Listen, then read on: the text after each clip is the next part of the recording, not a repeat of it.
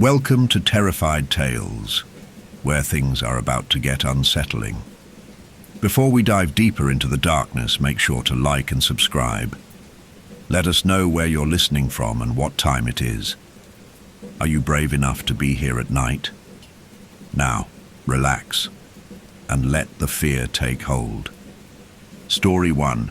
The Monongahela National Forest stretches far beyond the edge of any map, a sprawling wilderness of dense trees, moss-laden rocks, and winding trails. It's an old land, the kind where you can feel the weight of centuries pressing down on your shoulders. And the farther you go into it, the less of the world outside seems to matter. The air smells of damp earth and pine, rich with the scent of wet leaves and distant unspoken promises. Here time bends and twists, leaving behind only shadows.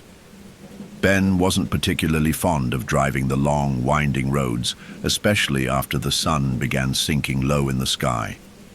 The truck's headlights sliced through the growing darkness, illuminating nothing but the thick canopy of trees that loomed overhead. His hands gripped the wheel tighter than necessary, but it was the kind of grip that meant he needed something to hold on to.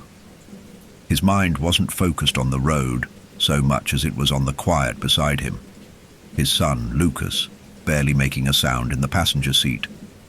It had been a year since they'd taken a trip like this, just the two of them. The thought of spending a day in the forest, fishing like they used to, seemed like the kind of escape they both needed. Maybe it was the silence of the truck, or the steady hum of the engine.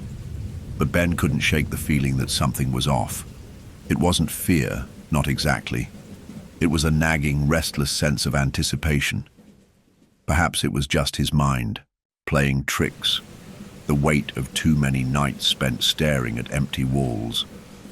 Lucas, on the other hand, was a boy of few words, but his silence wasn't the same as his father's. It was more contemplative, like he was soaking in the world around him. At 14, he had grown into a young man with a quiet intensity, a nature that was more inclined toward listening than speaking. But tonight, as the truck bounced along the rough terrain of the old dirt path, Lucas couldn't ignore the shiver crawling up his spine. His eyes flicked toward the trees, the dark silhouettes of branches twisting against the twilight sky. Something about the way the branches shifted in the wind, almost too deliberately, made him uncomfortable. He tried to dismiss it, as he always did, but the sensation lingered, pressing against the edges of his thoughts. "Dad," Lucas finally spoke, breaking the silence that had stretched between them. His voice was soft, a quiet murmur, as if he was testing the air for something that didn't quite belong. "How much further?"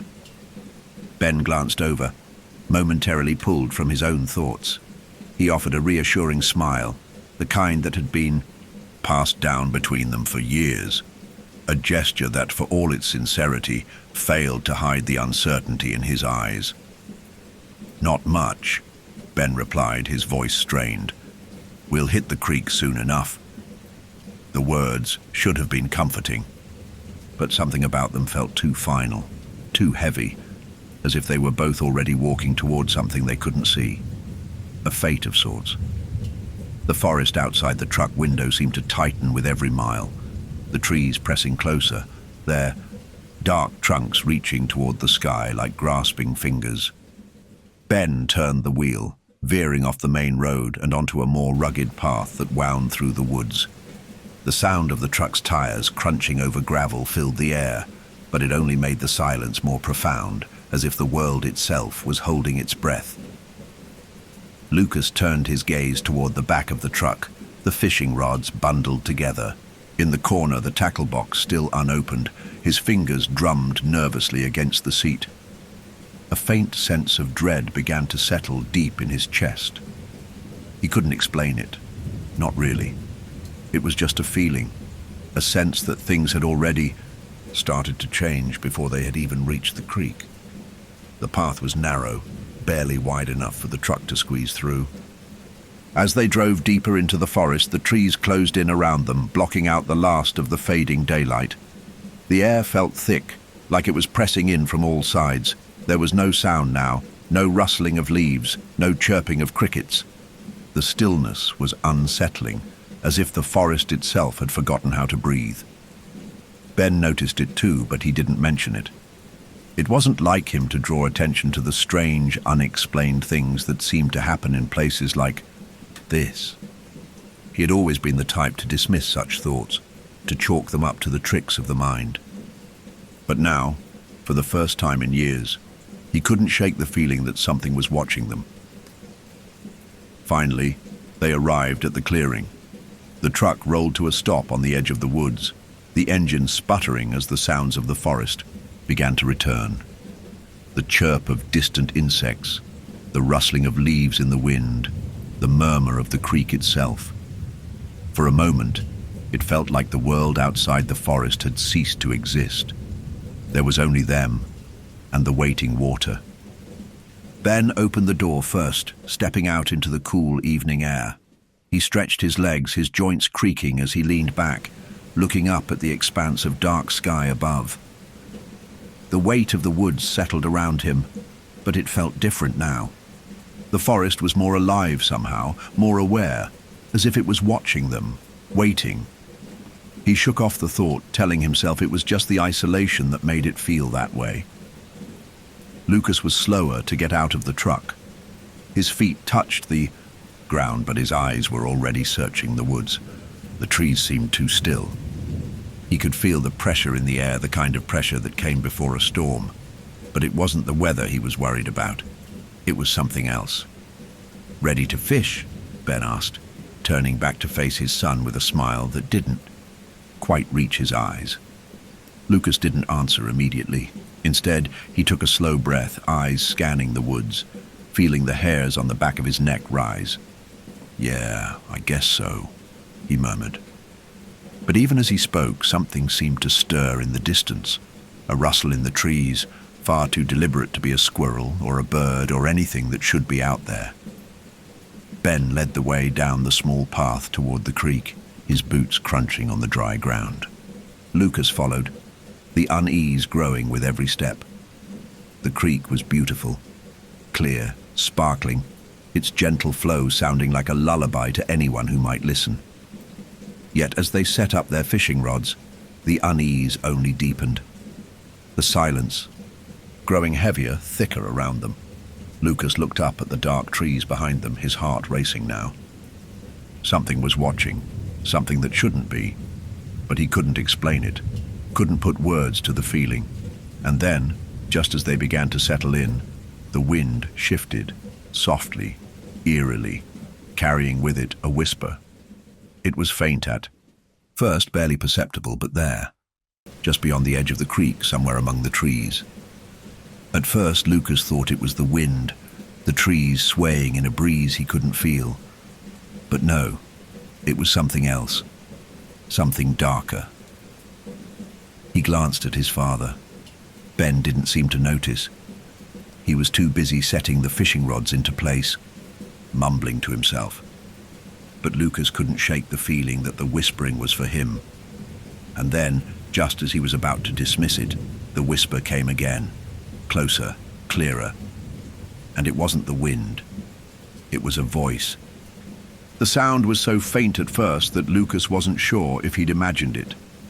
A rustle of wind, perhaps, or a trick of the mind. But then it came again, unmistakable this time. A whisper, soft and insistent, curling through the trees like a living thing. Lucas stiffened, his fingers frozen around the fishing rod. He could feel the air shift around him, as if the very atmosphere of the forest had changed. The wind had died, and with it, the natural hum of the world seemed to go quiet. The only sound was the whisper. It wasn't a voice, not exactly. It was more like a murmur, something too soft to make sense of, but full of urgency. He swallowed hard, his mouth dry, and turned his head toward the trees behind him. Shadows twisted among the trunks, stretching unnaturally long in the fading light. He could see nothing, not really, but the way the trees swayed, slow, deliberate, made his pulse quicken. "Dad," Lucas murmured. his voice shaking more than he intended. "Did you hear that?" Ben didn't look up from the task of securing the rods. He grunted in acknowledgement, but there was no pause in his movements. "It's just the wind," he said, his voice calm, too calm. But Lucas wasn't convinced. He knew what he'd heard, what he felt. The wind didn't whisper like that. I don't think so," Lucas replied quietly. But Ben was already distracted, adjusting his tackle box, preoccupied with the familiar ritual of preparing their fishing spot. The boy's eyes lingered on the trees again, scanning the shifting shadows between them. The creek was supposed to be a place of calm, a getaway, a space where they could just fish and breathe. But there was a weight to the air now, something that pressed down on him, something watching. The whisper came again, unmistakable this time, clearer as if it had moved closer. It wasn't the wind. Lucas. It was a voice. No, his voice. Soft, hesitant, calling to him from the dark trees beyond the water's edge. He froze, his heart racing. He wasn't sure if it was his own mind playing tricks on him, or if something was actually out there, something alive in the woods. He turned back toward his father, but Ben was too focused on his own thoughts, oblivious to the growing tension around them. Lucas hesitated, his fingers trembling as they gripped the fishing line. His breath caught in his throat, but he didn't want to look like a child, like someone scared of a simple sound in the woods. He didn't want to show weakness, but the pull of the voice, the pull of something deeper in the forest, was becoming undeniable. "Lucas, come closer."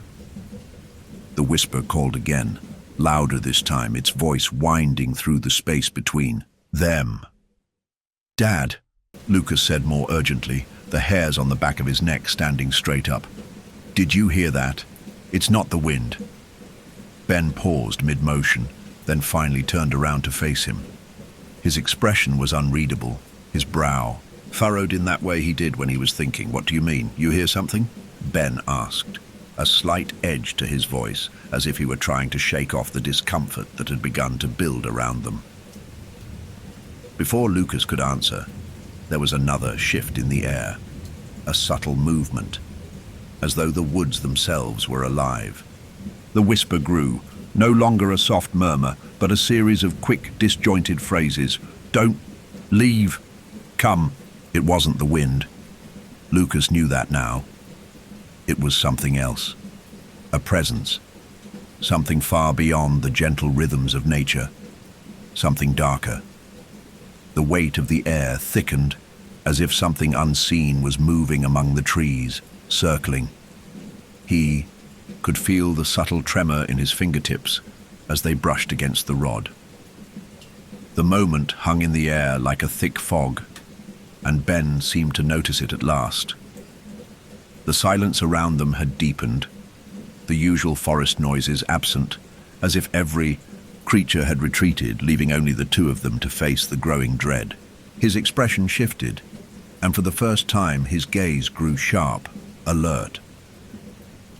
"Let's head back to the truck," Ben said, his voice low, cautious. He didn't seem panicked, but Lucas could hear the undercurrent of something in his father's words, something he hadn't heard before.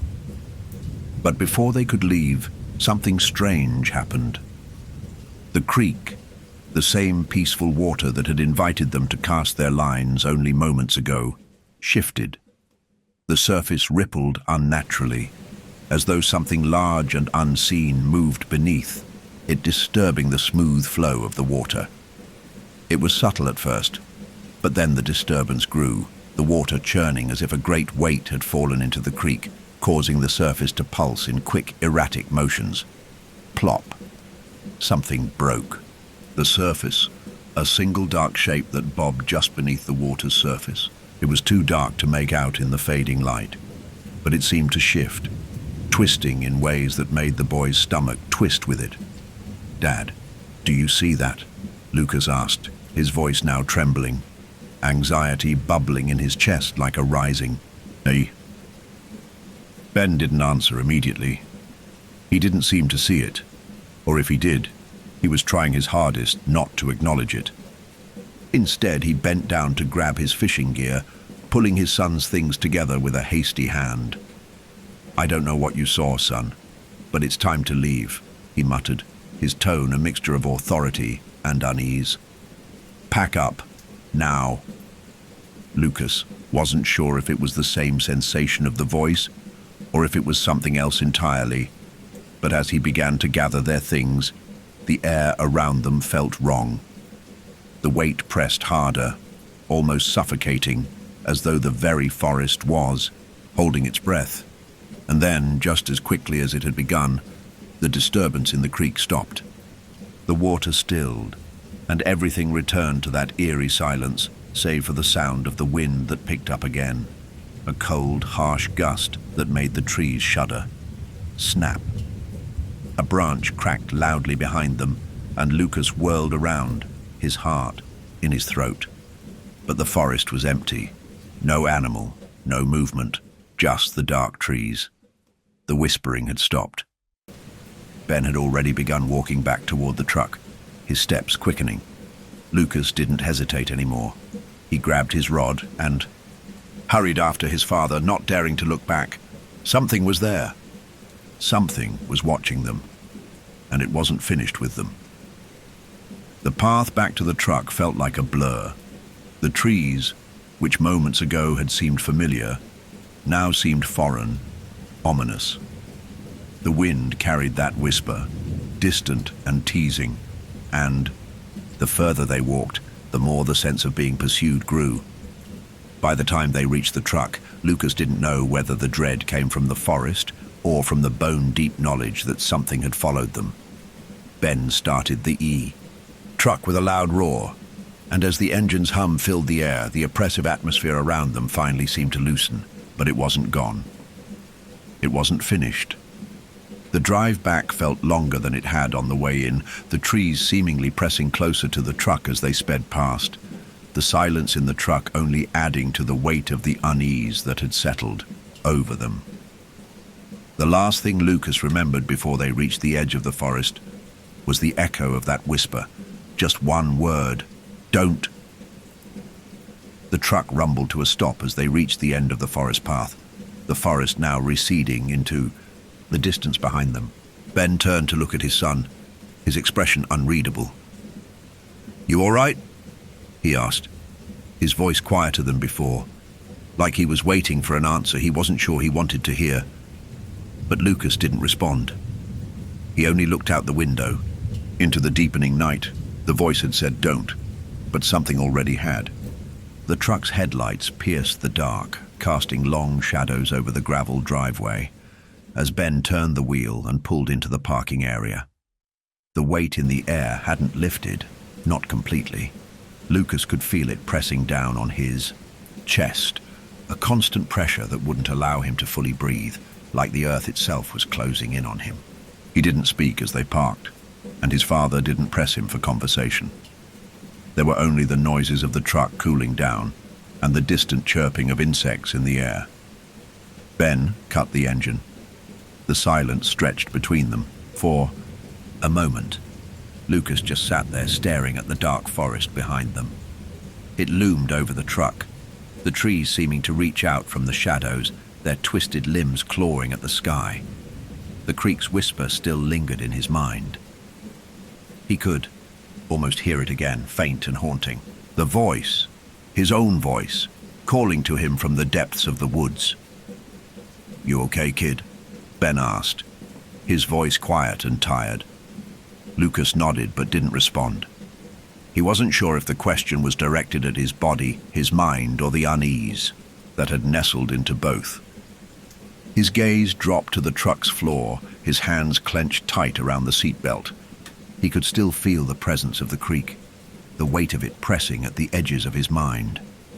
Ben was already out of the truck, slamming the door behind him with a soft thud that seemed too loud in the quiet night. He started walking toward the cabin, his movements swift and purposeful. as though he had somewhere to be, but Lucas couldn't bring himself to follow. Something was wrong. Something had happened out there. And no matter how hard he tried to convince himself that it was just his imagination, just the eerie silence of the woods, it wasn't. He had heard it. The whisper. And it was clear now that it hadn't been the wind. It wasn't something his mind had conjured up either. "Lucas," Ben called from the cabin's porch, his voice sharp, pulling him out of his spiraling thoughts. "You coming?" Reluctantly, Lucas unbuckled his seatbelt and stepped out of the truck, his feet heavy as they sank into the gravel. It was as if the weight of the air around him had already claimed him. The world felt too still, too quiet. The usual night sounds of the forest, owls, rustling leaves had all but disappeared. The stillness was suffocating. He followed Ben toward the small cabin, each step feeling like a journey he hadn't signed up for. The porch light flickered dimly, casting strange shadows across the floorboards. As they stepped inside, the cool, musty air wrapped around him, thick with the smell of old wood and damp earth. Ben dropped the bags by the door and began moving toward the small kitchenette, his motions mechanical, as if he were trying to distract himself from something. Lucas could sense it. His father's usual calm was cracking, just a little. His movements were jerky, his eyes flicking toward the window as if he was listening for something outside. But when their gazes met, there was nothing but a hollow sort of exhaustion in Ben's face. "You can sleep in the back room," Ben said, his voice a little too quiet. "I'll set up the sleeping bags out here." Lucas didn't reply. His gaze drifted toward the window, his heart still thrumming, too loudly in his chest. It was almost as if he was waiting for something to happen again. The whisper, the creak, the voice. But the cabin was too still, too quiet. "Dad," Lucas finally said, his voice barely above a whisper. "We shouldn't have gone back to that creek."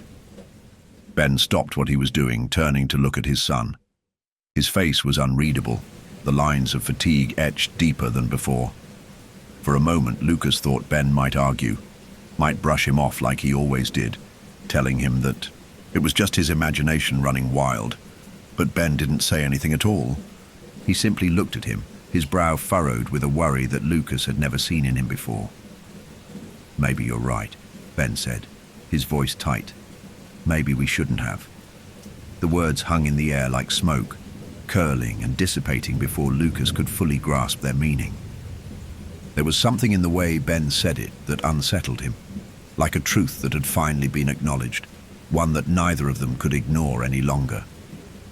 Lucas swallowed hard, his throat dry. "Do you think it's dangerous?" Ben was silent for a long time, his eyes scanning the darkened corners of the cabin. The crackle of the fire from the small wood stove filled the silence. It was a faint sound, too soft, too insignificant to drown out the quiet that was growing between them. "I don't know, kid," Ben finally answered, his voice low, almost too soft. "But whatever it wasn't just the wind, and that means we might be in trouble." The word sent a chill through Lucas, one that crawled up his spine and curled into his bones. It wasn't just the whisper, the unnerving stillness of the forest that made his skin prickle. It was the way his father spoke, like he knew something more, like he had been to places and seen things that Lucas didn't fully understand. Lucas opened his mouth to ask more, to demand answers, but the words got caught in his throat as he turned toward the window. There, standing just outside the glow of the porch light, was a figure. At first, Lucas thought it was just a shadow, a trick of the light, or perhaps a trick of his mind. But then, the figure shifted, its movements slow and deliberate. Lucas froze, his breath catching in his throat. The figure stood there, watching them, its form indistinct in the dark. "Dad," Lucas whispered, his voice hoarse, barely audible. Ben didn't seem to hear him. His eyes were glued to the fire, his back turned toward the window. Lucas's heart began to hammer in his chest, his breath coming in short, shallow bursts. He wanted to call out to his father, to tell him to look, to see what he was seeing. But the figure remained motionless, its shape fading in and out of the shadows. It didn't belong to anything human. It was just a dark shape, standing too still in the night, and then, without warning, it moved. Fast, too fast. It darted from the window, and Lucas flinched as it passed out of his sight. His stomach twisted into knots. The room suddenly felt smaller, the walls pressing in on him as the air thickened. "Dad," he started, but before he could finish the sentence, the lights flickered. A crackling sound came from the direction of the window, and the floorboards groaned as though something heavy had shifted on the other side. Ben turned around slowly, his face pale. "What is it?" But Lucas could only stare at the window, at the place where the figure had been moments before. The silence in the cabin was suffocating now, every sound too sharp, too loud. And the worst part was, Lucas could still hear it. The whisper. It was back. Closer this time. "Come closer." The voice, as soft and as dark as before, but this time, it was calling to him. The whisper slithered into the room, wrapping itself around Lucas's chest like a cold hand, squeezing tight. His heart pounded in his throat, the sound of it deafening in his ears. His fingers gripped the arm of the chair so tightly his knuckles turned white. His body was frozen, trapped in a moment where the air itself had thickened, pressing down with an almost physical weight. His eyes stayed glued to the window even though he was too afraid to look outside. "Lucas, what the hell is going on?" Ben's voice, low and strained, cut through the thick silence, but it only made the tension worse. Lucas couldn't bring himself to speak. His throat was tight, his chest heavy. The whisper had been clear this time, unmistakable. "Come closer." It wasn't a demand, it wasn't a plea, it was something else. It was a command, but it wasn't meant for him alone. It was for both of them. Lucas's mind raced, and for the first time, he wondered if this was a mistake, if maybe they'd stepped too far into something that wasn't meant to be seen, heard, or felt.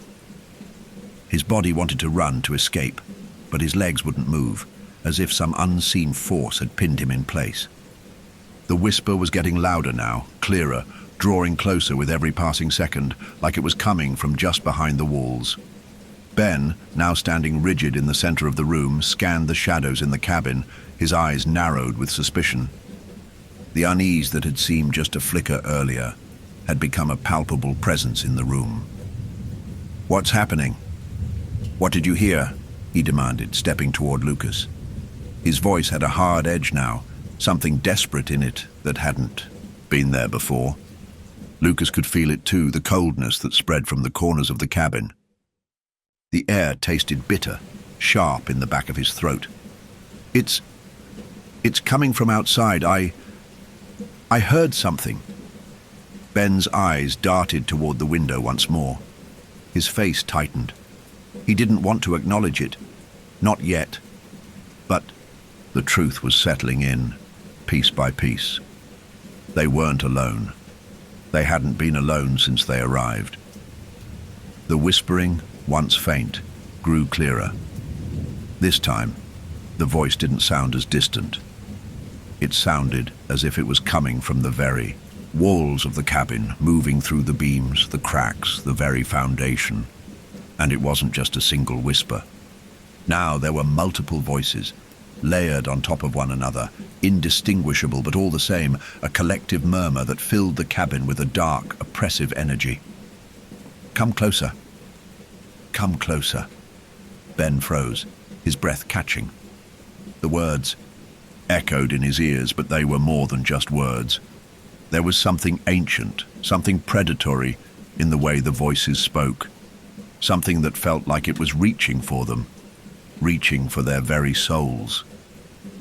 "Dad, Lucas whispered, his voice trembling. He couldn't keep the fear from his tone now. We have to leave. It's not just the wind. It's something else.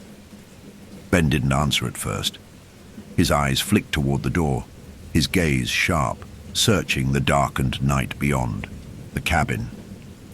His jaw clenched tightly, and Lucas could see the conflict in his father's eyes. He knew they needed to leave. He could feel the same pull, the same dread crawling up his spine. But there was something else in Ben's gaze, something darker, something that made Lucas's stomach churn. "Do you hear that?" Ben asked suddenly, his voice almost too quiet, a shiver running through it. "It's getting closer." Lucas turned, his body stiff with dread, and for the first time he allowed his gaze to move toward the window, where the shadows outside seemed to stretch unnaturally long. The dim light from the cabin's porch cast everything in a pale glow, but there in the distance, something shifted. A shape. It moved, slow at first, then quicker, like it was stalking them, closer now. But it wasn't a human shape, not fully. It was dark, almost black against the backdrop of the trees, a shifting mass of something that didn't belong. The form, though it had no distinct features, had an unnerving presence. It seemed to breathe, to pulse with each movement. Its shape, rippling like smoke. Lucas swallowed hard, his throat dry. "Dad, we need to go. Now." Ben didn't respond. His eyes were wide now, fixed on the shifting shape outside. There was fear in his gaze, but beneath it, something else was stirring. "The hint of recognition. Ben!" Lucas's voice cracked as he reached out, gripping his father's arm. "What is that?" Ben's lips parted, but no sound came. His body stiffened like he had seen something too terrible to describe, too haunting to name. His face was pale, his usual strength and calmness crumbling before his son's eyes. And then the whisper came again. "You can't leave." It was right outside the window now, a voice so clear, so present, that Lucas could almost feel it inside his mind, pressing against his thoughts, invading his senses. The temperature in the cabin dropped sharply, and Lucas felt a rush of cold crawl under his skin, chilling him to the bone. His breath came in shallow gasps, his heart pounding in his chest, as the air around him grew thick with something heavy and unnatural. Ben stepped forward, his movements slow and deliberate, as if drawn toward the window by some unseen force. He didn't speak. He didn't turn to Lucas. It was like he was in a trance, his eyes locked on whatever was outside. Lucas watched in horror as his father reached for the door handle, his fingers trembling with the same dark, unseen pull that had taken hold of him. The whispers grew louder now, like a rising tide, drowning everything else out. "You must come closer." But just as Ben's hand touched the handle, a sudden, deafening bang sounded from the window, as if something had struck it with terrifying force. Lucas jerked backward, his body slamming into the wall as he gasped for breath. The cabin shook. The walls trembled.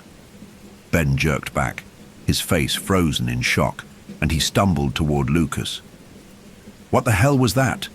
I don't know." Lucas gasped, his eyes wide with terror.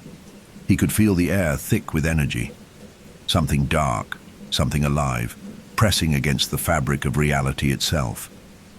The whispering had stopped, but the presence outside hadn't left. It was closer now, so close that Lucas could feel it, a suffocating weight pressing on his chest. Ben turned toward the door, his face stricken with a terror Lucas had never seen before. "We're not alone," Ben said, his voice barely above a whisper filled with dread. "There's something out there." Suddenly, the whispers returned, not from outside this time, but from the very air inside the cabin. The voices swirled, chaotic and garbled, as though the walls themselves were speaking, screaming, "You can't leave. You can't leave." The door rattled violently as if something was trying to break through it from the other side. Ben reached for Lucas, his hand trembling, and pulled him back. "Get to the back room, now!" Lucas didn't argue. He didn't even look back. He bolted down the narrow hallway toward the bedroom, his pulse thudding in his ears.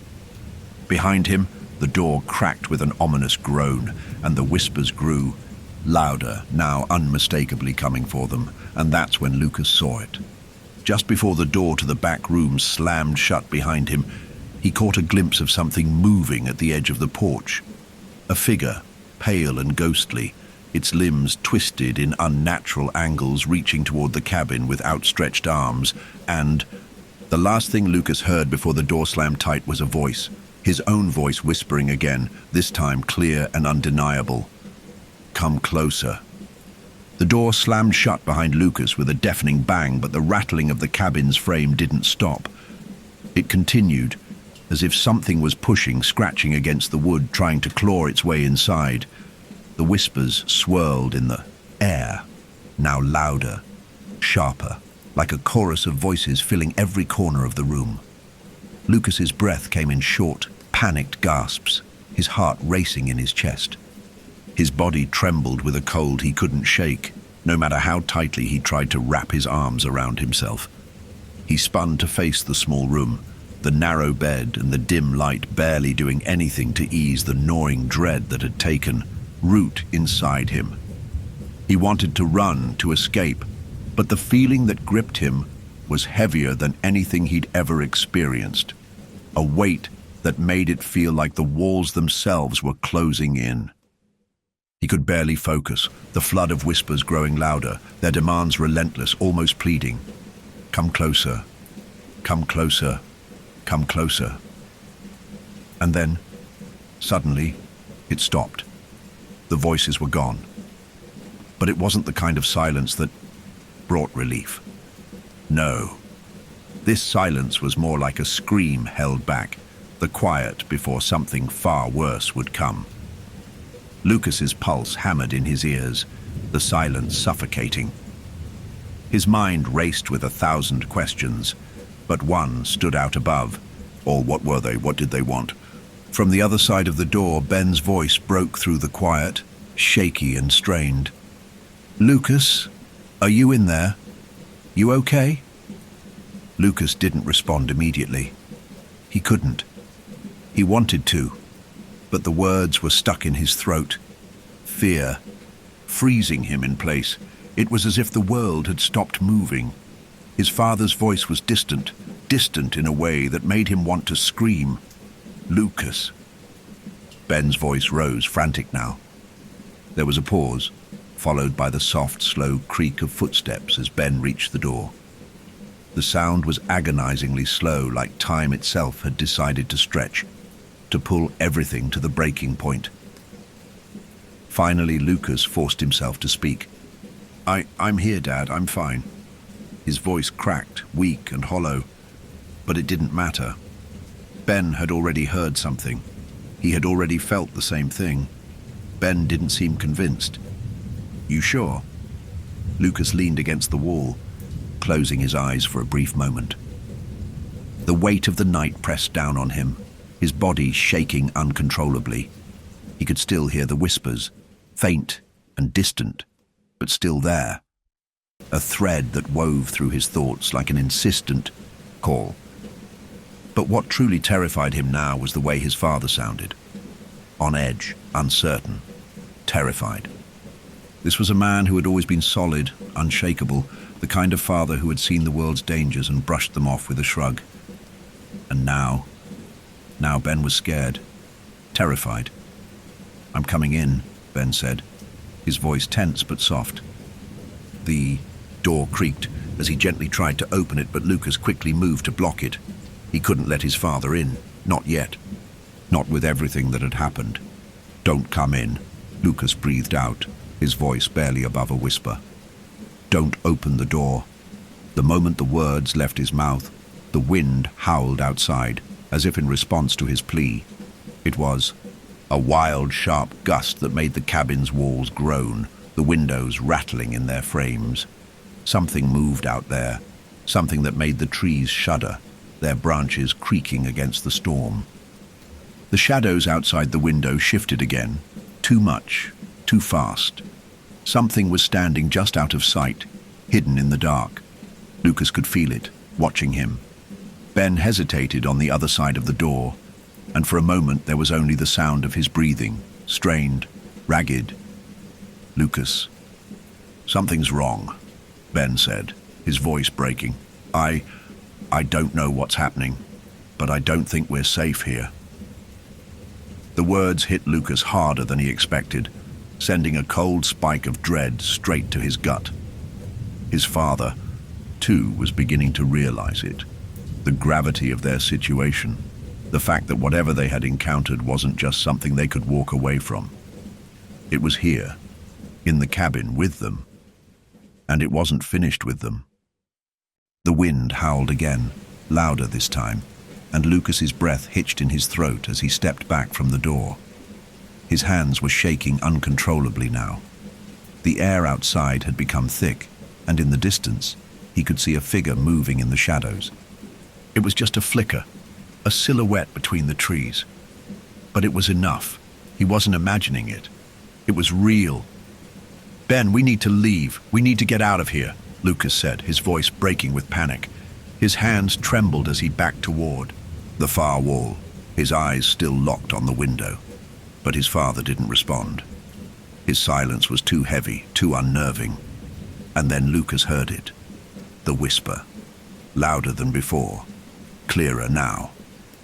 "Come closer." It was calling him. It was calling them. Lucas turned back to the door, his heart racing. He wasn't sure what he was afraid of more, the unseen presence outside, or the voice that had been haunting him since they first set foot in the forest. He could feel the eyes of whatever was out there, boring into him from the other side of the thin walls. "Dad, please," Lucas began, but before he could finish there was a sudden slam. The door rattled violently on its hinges, shaking the walls with a force that made the entire cabin seem to tremble. "Get back," Ben shouted, his voice thick with panic, and in the same instant, Lucas felt the pressure of something unseen, something dark, closing in. The door was rattling, and from the corners of the room, the shadows seemed to stretch unnaturally long, reaching for him, pulling the light into them.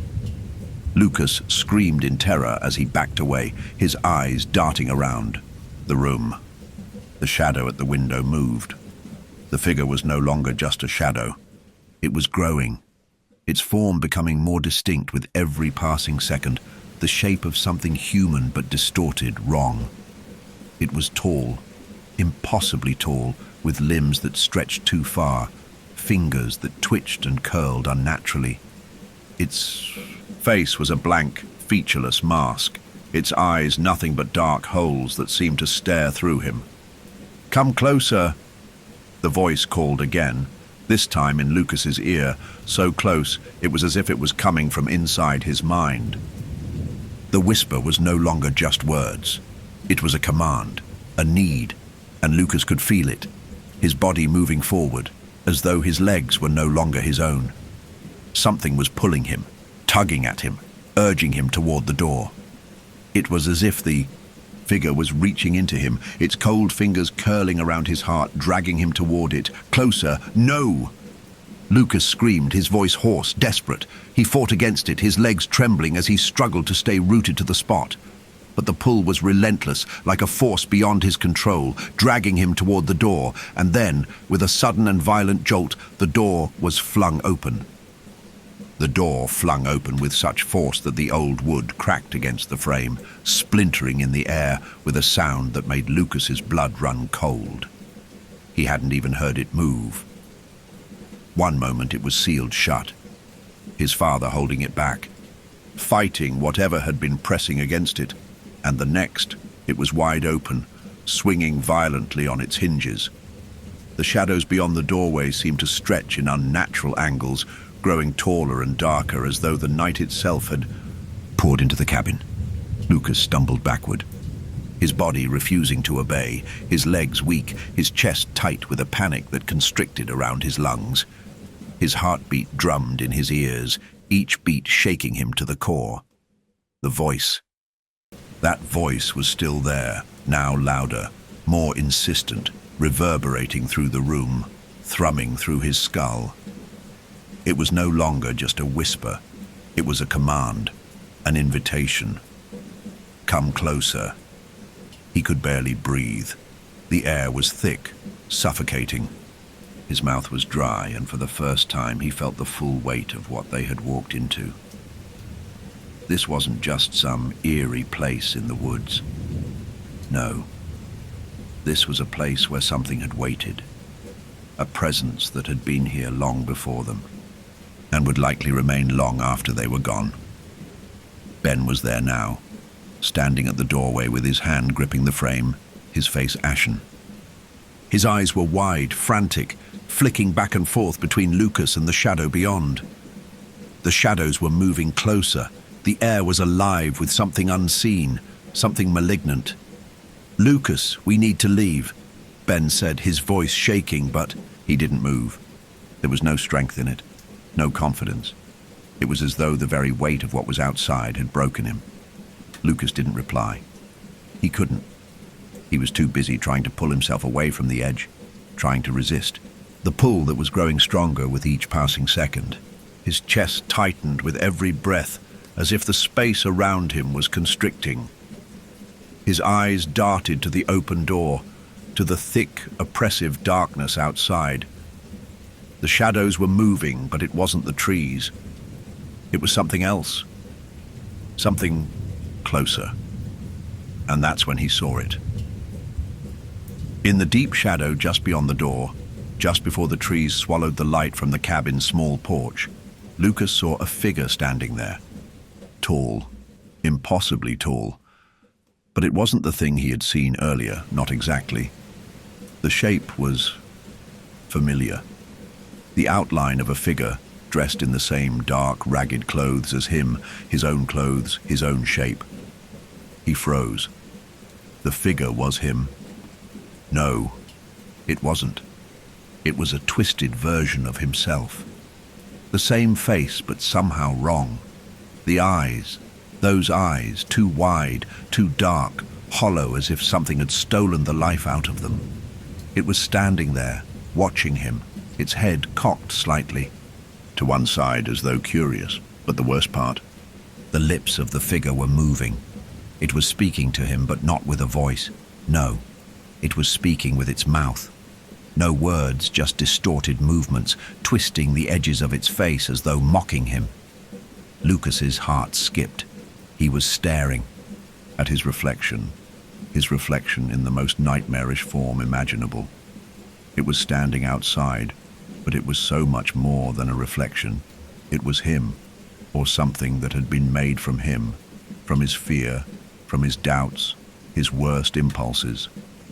Come, closer.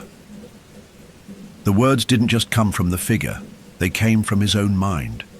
It wasn't the voice of the shadow outside. It was his own voice, his own thoughts, twisted and distorted into something darker, something far more dangerous than the whispers that had led them here.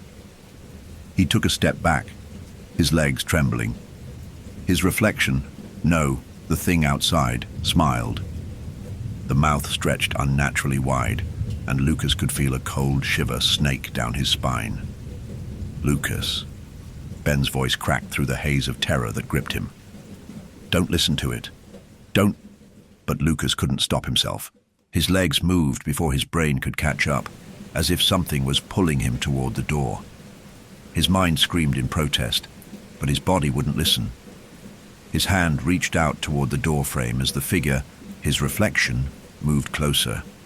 With every step the figure took, the shadows in the room deepened, as if it was drawing the very light into itself, swallowing it whole.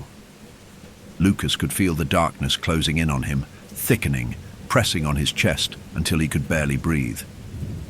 The figure was closer now, its movements slow and deliberate, like it was savoring the moment. Lucas's hand touched the doorframe, but it wasn't the familiar wood. No. It felt cold, unnatural, like something that had never been part of the world he knew. His fingers brushed against the surface, and instantly, the room seemed to twist around him. The walls pressed inward, the air thick and humid, carrying with it a sickly, coppery scent, like blood, like rot. He tried to pull his hand back, but it wouldn't budge. The doorframe felt like it was pulling him in. "Dad, help me!" Lucas screamed, his voice thick with fear, but it was too late. The thing outside moved faster now, and the world seemed to warp around it. It was him, but not him. It reached out with hands that stretched too long, fingers curling around the doorframe as if trying to drag him through the space between them. And then, with an almost inaudible click, Lucas felt something break inside of him. A snap, a tremor deep in his soul, and his reflection, no, the thing wearing his face, stepped forward, crossing the threshold of the door, his vision blurred as the thing reached for him. "Come closer." Lucas's own lips whispered the words even though he wasn't speaking them. They were coming from somewhere else, somewhere deep inside him, pulling him into the thing that waited. And then, in a sickening instant, the world fractured. The last thing he saw before the world collapsed into darkness was the reflection of his own terrified face, grinning, twisted, inviting. The world blurred, fractured into jagged pieces of light and shadow. Everything seemed to stretch impossibly long, as if time itself was folding in on itself. The doorframe, the twisted reflection of Lucas, himself, but not, everything became a swirling vortex, pulling him into something darker, something far worse than the forest itself. The room seemed to shudder, as if it couldn't contain the terror that now permeated the air.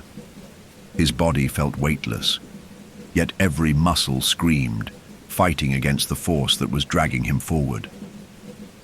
It wasn't just the pull of the dark figure. It was the force of his own fear, of his own dread, rushing toward him, consuming him from within. His hands were still locked to the doorframe, and no matter how hard he tried to let go, they wouldn't move. The reflection, the thing that wore his face, reached out, its fingers curling around his wrist with a pressure that felt unnatural, a coldness that bit into his skin like ice. The touch was wrong. It wasn't just a hand, it was a presence, a suffocating darkness that wrapped around his very soul, pulling him toward the threshold, toward the unknown. "Lucas!" Ben's voice cracked through the fog of terror, desperate, broken. "No! Get away from it!" But Lucas couldn't answer. He couldn't speak. He couldn't move. It was as if the darkness had swallowed his voice, swallowed his will, and all he could do was stare into the abyss that had taken form outside the door. The thing wearing his face didn't stop smiling. Its mouth stretched too wide, too much, its eyes hollow, dark and endless. The smile wasn't warm. It wasn't even a smile. It was a hunger, a deep, gnawing hunger that had been building for years, waiting for this moment. "You can't leave." The words came, not from the figure, not from the reflection, but from everywhere. The walls, the floor, the air itself seemed to echo with the command, and it was impossible to ignore. Lucas's heart raced, his breath caught in his chest. The whispers were back, louder than ever, coming from everywhere. From the trees outside, from the darkness beneath the floorboards. But there was something different about them now. Something personal. They weren't just whispers. They were thoughts, his fears, his regrets. "You never should have come." The reflection's lips moved again, repeating the words, but this time they felt like a knife cutting into him. "You never should have come." It was true. He knew it now. They had trespassed on something ancient, something tied to the very bones of the earth, to the deep forgotten parts of the forest that no one was meant to disturb. They had invited whatever it was into their lives, and it was not ready to let go. The thing's smile widened. "You wanted this," it whispered. He whispered, his own voice distorting into something unrecognizable. The figure leaned closer, its face now so near that Lucas could see every detail, every grotesque feature. Its breath was foul, a mix of decay and rot, crawling across his skin. He wanted to scream, but nothing came. Nothing would come. "Dad, please," Lucas gasped, his voice hoarse, barely audible. His father's frantic footsteps reached his ears, but everything seemed muffled now. The room was spinning, the world spinning. The shadow that had once been his reflection was too close now, too real. Its hands reached for him, its fingers cold and sharp, but they didn't just touch his skin, they pierced him. Through his mind, through his soul. "Help me!" Lucas cried again, but his voice was drowned out by the overwhelming presence that filled the room.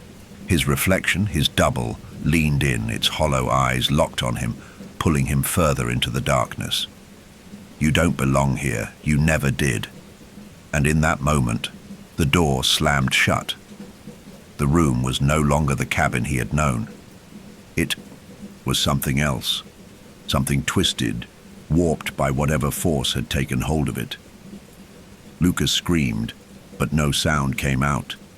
The world bent around him, and he found himself falling into something dark, into the cold void beneath the earth itself. It was as if the forest had swallowed him whole, and the earth was now trying to reclaim him. He saw the faces of things, glimpses of them in the shadows, people he had known, people who had been lost, their faces contorted in agony, trapped in the same place. He felt their hands reach for him, pulling him down into the depths of the earth, where the dark things waited. And then, just as suddenly as it had begun, everything stopped. The room was still again. The door was closed. The shadows were gone. The whispers were silent. Lucas opened his eyes, but everything was dark. He couldn't see. He couldn't move. It was as if his body had been drained, emptied of all sensation. His mind, too, felt blank, numb. And then, from somewhere deep inside, he felt a faint pulse of warmth. A voice, Ben's voice, reached out through the darkness. "Lucas. Lucas, listen to me. We're not alone, but I won't let you go. I won't let them take you." It wasn't the voice of the father Lucas knew. It was ragged, torn, as if Ben himself was fighting something unseen, something powerful. But that voice, so full of fear and desperation, brought him back. It was enough to pull him from the black abyss, enough to make him feel again the warmth, the life. And suddenly, as though some unseen barrier had been broken, Lucas gasped for air, his chest rising with the breath that had been stolen from him. He blinked, the world returning to focus around him. The darkness receded, but something had changed. He was no longer in the cabin. He was standing in the woods. The trees were silent, but there was something else now, a presence, something heavy and oppressive. He turned, and there, in the distance, standing by the creek, was the figure again, the reflection. But it wasn't just a reflection anymore. It had become something else, something real. It smiled at him, the same twisted grin, the same hollow eyes. "We are the same," it whispered, and then the whispers began again, louder, stronger, more insistent. "Come closer." Lucas turned toward the figure. His heart thundered in his chest, and his feet refused to move. Someone was still holding him back. "Ben." His father's voice called out again from somewhere beyond the trees. "Lucas, stay with me. Don't let it take you." But Lucas was frozen. The figure was waiting, and somehow he knew he would never leave this place without facing it. The forest stretched out before Lucas, dark and endless, its shadows deepening as the figure by the creek waited, motionless, like some ancient predator lying in wait. The wind had died, and all that remained was the heavy stillness pressing. in from every direction. The trees loomed tall, their gnarled branches reaching upward as if to ensnare the sky itself. A feeling of dread settled in the pit of Lucas's stomach as he stood, frozen in place, his legs shaking. He couldn't move, couldn't take a step. Every instinct in his body screamed at him to run, but something held him there. Some invisible force, as cold and suffocating as the air itself, kept him rooted to the spot. The figure by the creek, his reflection, was still standing there, staring at him with those hollow, unblinking eyes. Its smile hadn't changed. It was stretched too wide, its lips cracked in a grotesque imitation of happiness. But there was nothing human about it, nothing that felt familiar. It was a mockery, a thing twisted by the very darkness that surrounded them. It was him, but it was not. "Lucas!" The voice broke through the silence, his father's voice, strained and panicked. "Lucas, you have to listen to me. Don't go near it. It's not real. It's not you." The sound of Ben's voice was enough to break the spell that had trapped him, to tear his gaze away from the figure by the creek. He turned toward the sound, his breath quickening, and saw his father standing on the edge of the woods, his face pale, his eyes wide with fear. His hands trembled as they gripped a flashlight, but the beam of light quivered in the night like a fragile lifeline. Ben was looking at him with a mixture of concern and desperation, his body tense as if he too was fighting something unseen. But the fear was palpable in his eyes. Ben's usual strength was gone, replaced by the raw panic of someone who had already seen too much. "You can't go near it," Ben repeated, his voice barely above a whisper, almost pleading. "You hear me? Whatever it is, it's not you, it's not real." Lucas opened his mouth to speak, but no words came. His throat was dry, the lump in it making it impossible to form coherent thoughts. His eyes flickered back to the figure by the creek, and for a moment he thought he saw it move. The thing, his reflection, tilted its head in a way that made his stomach lurch, as if it was acknowledging him, recognizing the pull it had over him. It smiled again. "Come closer." The whisper was louder now, clearer than ever, slicing through the air like a blade. Lucas flinched, but the words seemed to seep into his skin, crawling under it like a slow burn. He could feel them in his bones now, rattling against the walls of his mind, filling him with a terrifying hunger, a need to move toward it, to join it. But Ben's voice snapped him back to reality, a thin thread of sanity in the chaos. "It's not you," Ben said again, his voice cracking. "Lucas, listen to me. You're not this thing. You're not that thing." The desperation in his father's voice was so raw, so real, that it tugged at Lucas's heart, pulling him back from the edge of whatever dark abyss had been calling him. He tried to focus, to block out the insistent whispering that had wrapped itself around his mind. The reflection, the twisted, grotesque copy of him, was still standing there, waiting, silent now, as though it was content to let the pull of its voice do the work. But in that moment, Lucas realized something. It wasn't just the figure that was trying to drag him in. It was the forest, the place itself. The dark, suffocating presence that filled the air wasn't just some malevolent creature. It was the land itself, a place that fed on fear, on confusion, on the souls of those who dared trespass too far. It was alive in a way that couldn't be understood, its roots stretching deep into the earth, drawing from something older, something forgotten. And it wanted him, it wanted them both. The whispers grew louder, echoing in his head. His own thoughts twisted and turned, his fear feeding them. "Come closer, come closer." "No!" Lucas shouted, suddenly filled with a surge of energy. He reached out toward his father, his voice breaking through the fog. "Dad, He tried to speak, but the words caught in his throat again. He didn't know how to explain it, how to make Ben understand. The reflection was still out there, waiting, but the power it had over him was growing weaker. The more he fought against it, the more he began to sense the truth.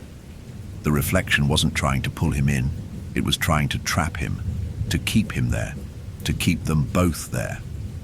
Ben's eyes flicked toward the creek, and Lucas could see the moment when his father understood. His expression twisted in horror, his gaze locking with the figure by the water. "It's not real," Ben repeated, his voice firm now. "You can't listen to it. You are not this thing. I won't let you become it." For a moment, everything seemed to pause. The whispers grew faint, the air lightened, just enough to allow Lucas to breathe. He could feel his father's presence beside him now, the warmth of it anchoring him, pulling him back from the brink. The figure, his reflection, stood motionless, its hollow eyes fixed on him, waiting. And then a thought came to him, a terrifying, powerful thought. This was never about the reflection. The thing that stood by the creek wasn't trying to become him. It was trying to make him become it. But he wasn't supposed to. Lucas took a deep breath, his pulse pounding in his throat. He knew what he had to do. But first, he needed to break the connection. He needed to sever the thread that bound him to the thing outside. "Dad, we need to destroy it," Lucas said, his voice shaky but firm. "We need to burn it, destroy the reflection." Ben's eyes widened, but he nodded. He didn't question it. Whatever had been happening to them, whatever force had taken root in this forest, they had to stop it. They had to break the cycle, before the darkness could consume them both. Lucas looked at his father one last time, his gaze steady, despite the panic still twisting in his chest. They had been drawn into the darkness, but now they would have to fight their way out, together. The night was growing colder, and the oppressive silence that had settled over the forest seemed to press even harder against Lucas's chest. He could feel the weight of the trees, their towering presence like silent sentinels, watching, waiting. The reflection, his twisted double, stood unmoving by the creek, its dark eyes never leaving him. The whispering had quieted, but the tension in the air was palpable, a simmering presence that never fully dissipated. Ben's grip tightened on the flashlight, and Lucas could see the determination in his father's eyes. They couldn't stay here any longer.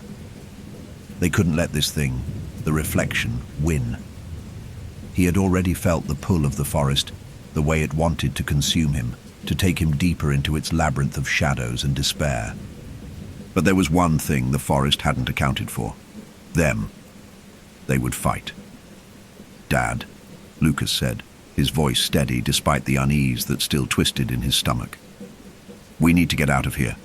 Now." Ben nodded without a word. His face was pale, his features drawn with the weight of what they had just witnessed. But there was no hesitation in his movements. He turned toward the truck, his pace quickening, as if the very act of leaving was the only thing that could keep the darkness from swallowing them whole. The forest seemed to respond to their movements, its silence broken by the subtle rustling of branches above them. But this wasn't the peaceful rustling of wind or wildlife. This was something darker, something watching, something alive. Lucas could feel it, a prickling sensation along his skin, as if the very ground beneath him was shifting, adjusting to their departure. But they couldn't afford to stop. They couldn't afford to look back. The path to the truck was a blur. The familiar trail they had walked earlier now seemed distorted, longer and more oppressive, as if the forest itself was altering the very fabric of reality around them. Each step they took seemed to echo with an unnatural reverberation, as though the earth itself was amplifying their every movement. The trees closed in tighter around them, the branches overhead creaking and groaning under some unseen weight. And then, just as they reached the clearing where the truck was parked, a loud crack split the air. The sound was sharp, like a thunderclap, and it sent a jolt of panic through Lucas's veins. He turned to look, his breath coming in shallow gasps, and for a fleeting moment, his heart stopped. The reflection was moving. It wasn't standing by the creek anymore. It had followed them, moving silently between the trees, its twisted form gliding through the shadows like a wraith. Its hollow eyes were locked on him, its distorted smile widening as it drew nearer. The whispers, though faint, still echoed, in the back of his mind, urging him to step forward, to go closer. But now, there was a new urgency in its voice, something almost desperate, as if it could feel its prey slipping away. "Dad!" Lucas gasped, his voice breaking through the panic that was building inside him. "It's coming! It's..." Before he could finish, Ben was already at the truck, throwing open the door. He motioned for Lucas to get in quickly, his face taut with fear. "Get in the truck, Lucas, now!" Lucas didn't need to be told twice. He scrambled into the passenger seat, slamming the door behind him with a force that echoed through the night. Ben slammed the truck into gear, the engine roaring to life, and they sped off down the narrow dirt path, the tires kicking up gravel behind them. But the forest wasn't letting go that easily. Behind them, the trees seemed to move, the shadows reaching out as if to grasp the truck, to drag it back into the depths of the woods. Lucas could feel it, could feel the forest shifting, bending, twisting as if it were alive, as if it were trying to pull them back, to keep them from leaving. The reflection was still there, just out of sight, but Lucas could feel its presence, a cold weight pressing against the back of his neck. They drove faster, the headlights cutting through the darkness, illuminating nothing but the twisting path ahead. The air was thick, stifling, and every breath Lucas took felt like it was laced with fear. The whispers were still there, faint but persistent, crawling under his skin, urging him to look back. But he didn't. He couldn't. Ben's hands gripped the wheels so tightly his knuckles were white. The truck's tires screeched as they took a sharp turn, the wheels barely gripping the slick, wet dirt. The trees seemed to close in around them, the shadows stretching, reaching for them with every passing second. Lucas didn't dare look out the window. He could feel the reflection, could feel its eyes boring into him, watching as they sped away. "How much further?" Lucas asked, his voice hoarse with fear. Ben didn't answer immediately. His jaw clenched, his eyes scanning the path ahead with a frantic intensity. "Not far," he muttered, more to himself than to Lucas. "Not far. Just keep going." But the words felt empty. The forest wasn't letting go. It was trying to trap them, to pull them back into the depths. Lucas could feel it, like a presence that was hunting them, following them every step of the way.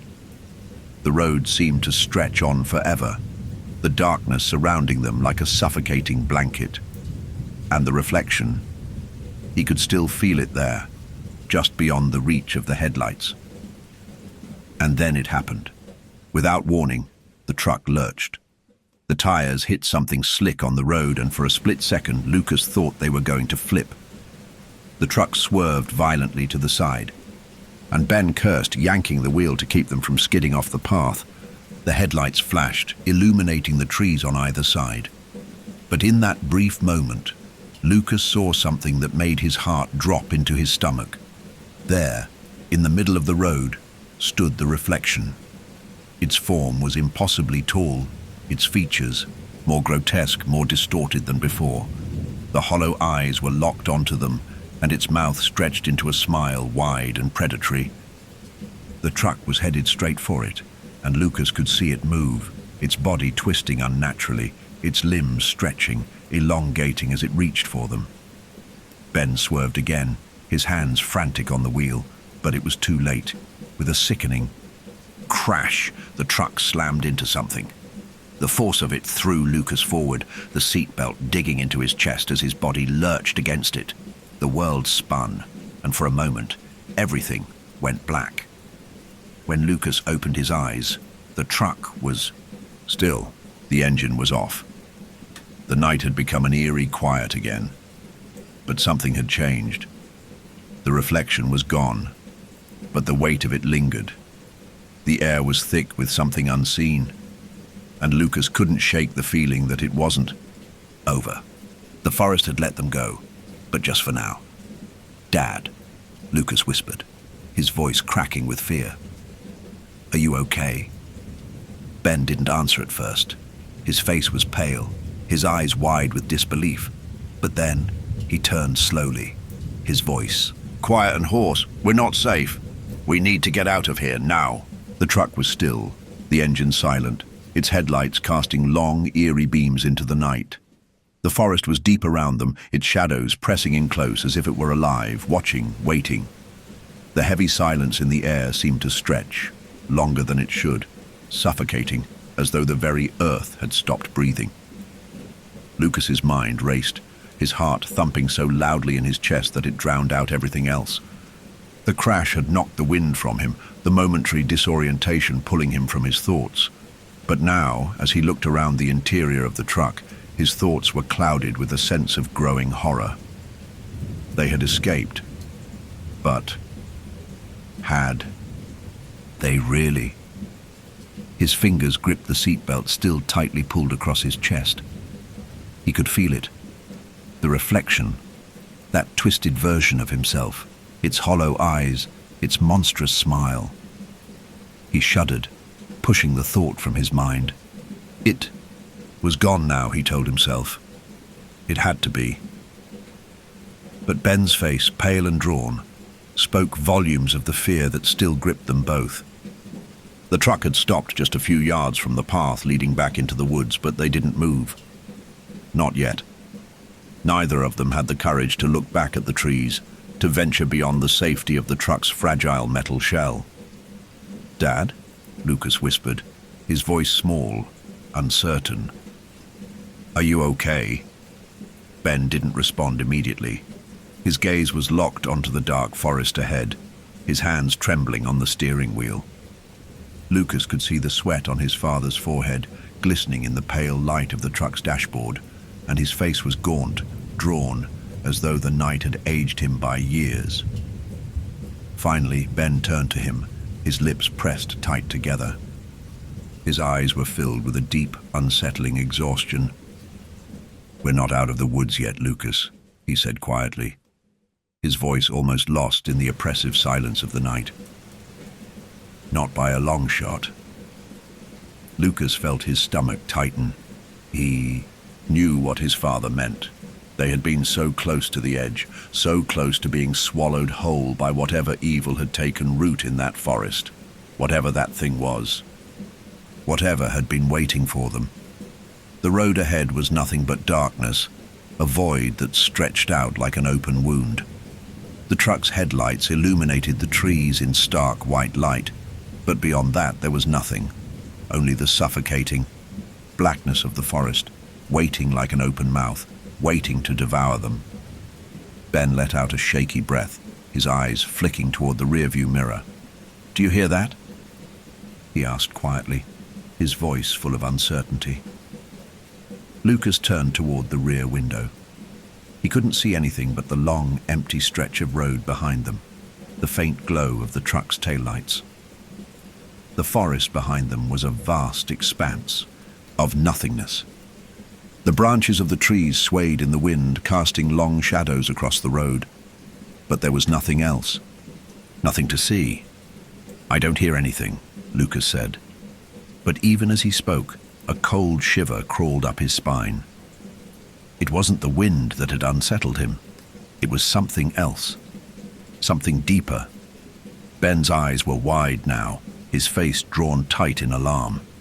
"It's too quiet," he said, his voice shaking. "It shouldn't be this quiet." Lucas didn't understand what he meant at first, but then it hit him. The usual sounds of the forest, the chirping of crickets, the rustling of leaves, the occasional call of an owl, had all fallen silent. It was as though the very earth had been muted, as though all life had vanished, leaving only a suffocating void. And then Lucas heard it. A faint whisper, like a breath, brushing against the back of his neck. His heart leapt into his throat. The whisper was distant, barely audible, but it was there, lingering, twisting, like a shadow in the air. "Come back." The voice was soft, yet unmistakable. It was the same voice they had heard by the creek, the voice that had tried to lure them into the dark. Lucas's blood ran cold. He glanced over at his father, who was gripping the wheel with white-knuckled hands, his body tense and alert. Ben's jaw was clenched, his lips trembling, but his eyes were locked forward, distant. "Dad," Lucas whispered, panic rising in his throat. "Dad, do you hear it?" Ben didn't respond at first. His face had gone ashen, and the air between them thickened, filled with the unspoken terror that neither of them dared speak aloud. "Ben," Lucas repeated, his voice breaking. "Please, what's happening?" The whisper came again, louder this time, so clear it felt like it was coming from inside the truck. "Come back. You can't leave." It wasn't a request, it was a command. Ben slammed his foot on the gas pedal, and the truck lurched forward, speeding down the road. The headlights tore through the darkness, casting long beams into the night, but the forest never seemed to end. The road stretched out before them, the trees leaning in closer with every turn. It was as if the woods were trying to consume them, pulling them back into its depths, refusing to let them escape. The whispering grew louder now, urgent, insistent. The sound seemed to reverberate from the very air around them, as if it were coming from all sides. And Lucas knew, without a doubt, that whatever had been in the woods, whatever dark thing had followed them, wasn't finished. The reflection hadn't just been a part of the forest. It was a part of them, a part of him. Something had marked them, something that wouldn't let them go. "Dad, please," Lucas gasped, his breath coming in short, shallow bursts. "We have to." But Ben didn't answer. His knuckles were white on the steering wheel, his face set in grim determination. The truck sped down the road, but the forest felt as though it were closing in around them, the trees narrowing, the shadows growing darker. "It's not over." The whisper sliced through the air again, and Lucas knew it was true. Whatever they had escaped. It wasn't finished with them. The forest, that place, was still pulling at them like a relentless force that would never let go. They were still in its grip, and no matter how far they drove, they couldn't outrun the darkness. The truck's tires churned against the gravel, the sound of the engine the only noise breaking through the silence that had settled like a heavy fog around them. The forest had long since receded from view, but its presence still lingered, thick and suffocating. The whispering had stopped, but the weight of it, the oppressive, gnawing feeling that had been with them since they first ventured into the woods, remained. It was in their bones, in the air they breathed, in the very silence that enveloped them. Lucas sat in the passenger seat, his eyes wide, staring straight ahead, his mind racing. Every part of him wanted to scream, to shout at his father, to demand answers, to ask what that thing had been, why it had followed them, what it wanted from them, but the words wouldn't come. His throat was dry, his mind locked in a whirl of fear and confusion. The terror of the reflection, the whispers, the darkness that had gripped them so tightly, still hanging over him like a shadow. Ben, his hands gripping the wheel, his eyes fixed on the road ahead, didn't speak either. His face was pale, drained of color, and every line of his body seemed taut, as if every muscle were coiled tight with the strain of what they had just endured. The forest had been a nightmare. The reflection, a nightmare.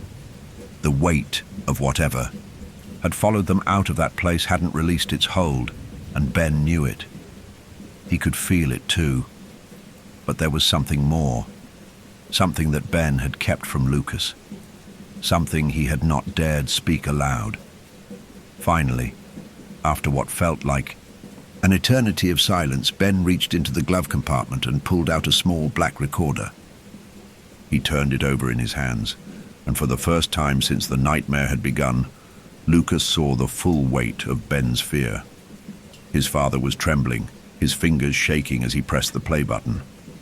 The low hum of the recorder filled the truck's cab, the sound of a gentle stream trickling through the speakers. It was the same sound they had heard by the creek. But as the minutes passed, Lucas's stomach churned. He could feel something coming, something dark, something he didn't want to hear. The recording continued, the sound of the creek and the water moving over rocks.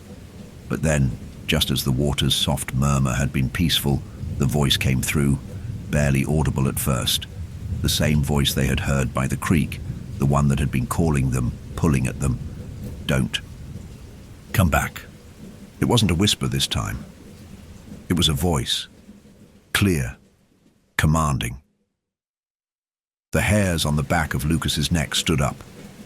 He turned to his father, his breath catching in his throat.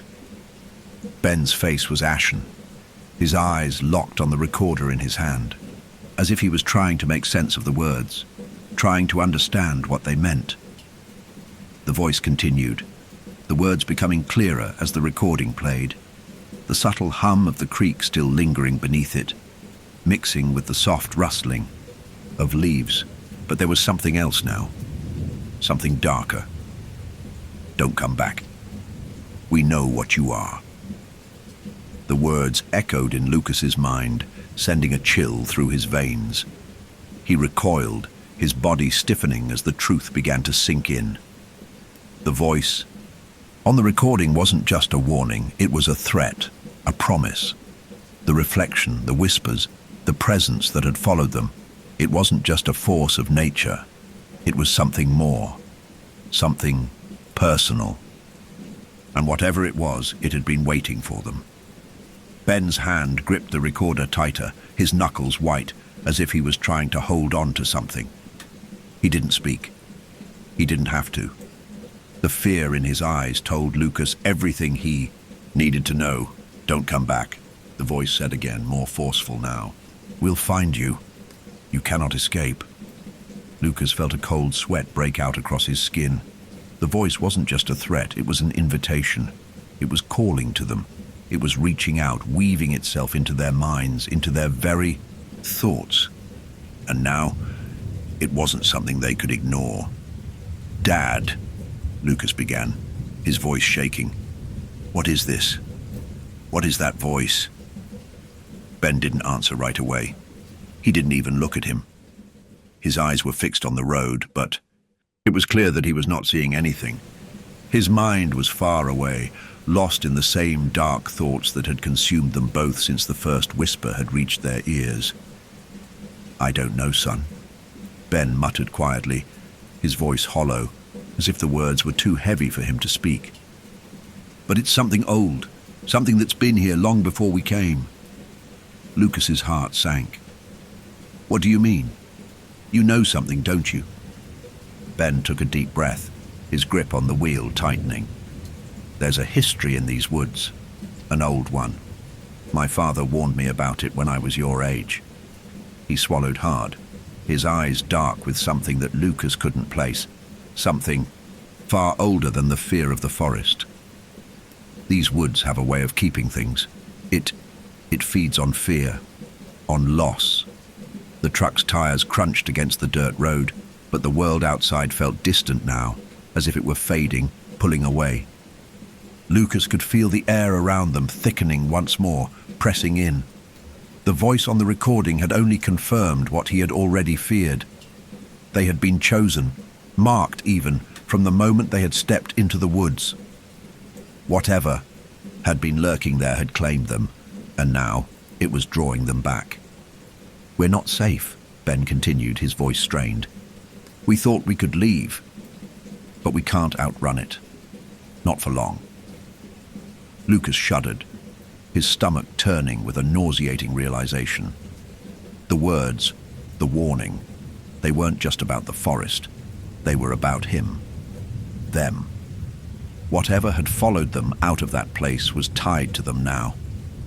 It had claimed them in a way they hadn't understood until now. Don't come back, the voice repeated on the recording, louder, clearer, almost insistent. Ben reached over and turned off the recorder, his hand shaking as he held it for a moment, his fingers clutching it like it was some kind of lifeline. He sat back in the seat, his body sagging with exhaustion. The fear had not dissipated. It had only grown. "We've made a mistake, Lucas," Ben said quietly, his voice filled with regret. "The forest isn't done with us. Whatever it wants, it'll get. We just have to figure out how to stop it before it gets us first."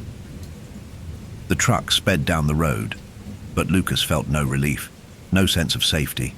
The weight of the forest, the reflection, the voice. It was still with him, in the air, in the very ground beneath their tires. It was only a matter of time before it found them again, and when it did, would they be ready? The road stretched endlessly before them, the headlights cutting through the thick veil of night. The trees lining the path seemed to close in, their twisted branches stretching like fingers reaching toward the truck. The air felt suffocating, heavy, with something unspoken, something that lingered in the spaces between each breath. The forest wasn't finished with them, not by a long shot.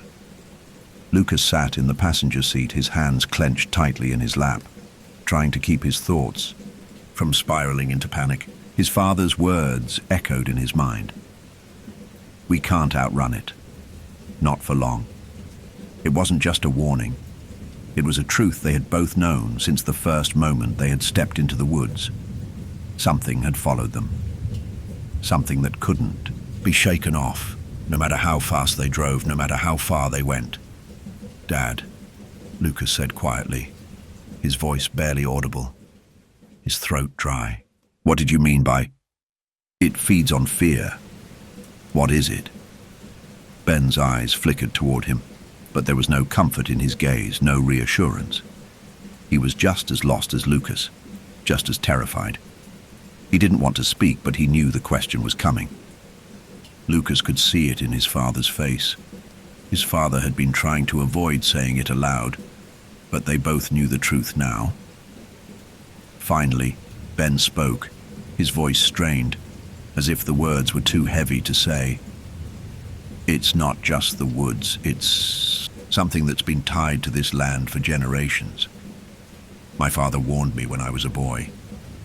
He said the forest, it doesn't just grow, it remembers, and it feeds on fear, on sorrow, on regret." The silence that followed his words was thick, suffocating. Lucas's heart began to pound in his chest. The things they had experienced in the woods, the whispers, the reflection, the feeling of being watched. It wasn't just some manifestation of their minds. It wasn't a coincidence. This place, this forest, was alive, and whatever it was had been waiting for them. "Feed on fear," Lucas repeated, his voice trembling. "So what? We were just chosen?" Ben nodded, his gaze fixed on the road, the faint light of the truck's headlights illuminating his face. "Not just you, Lucas. Me too.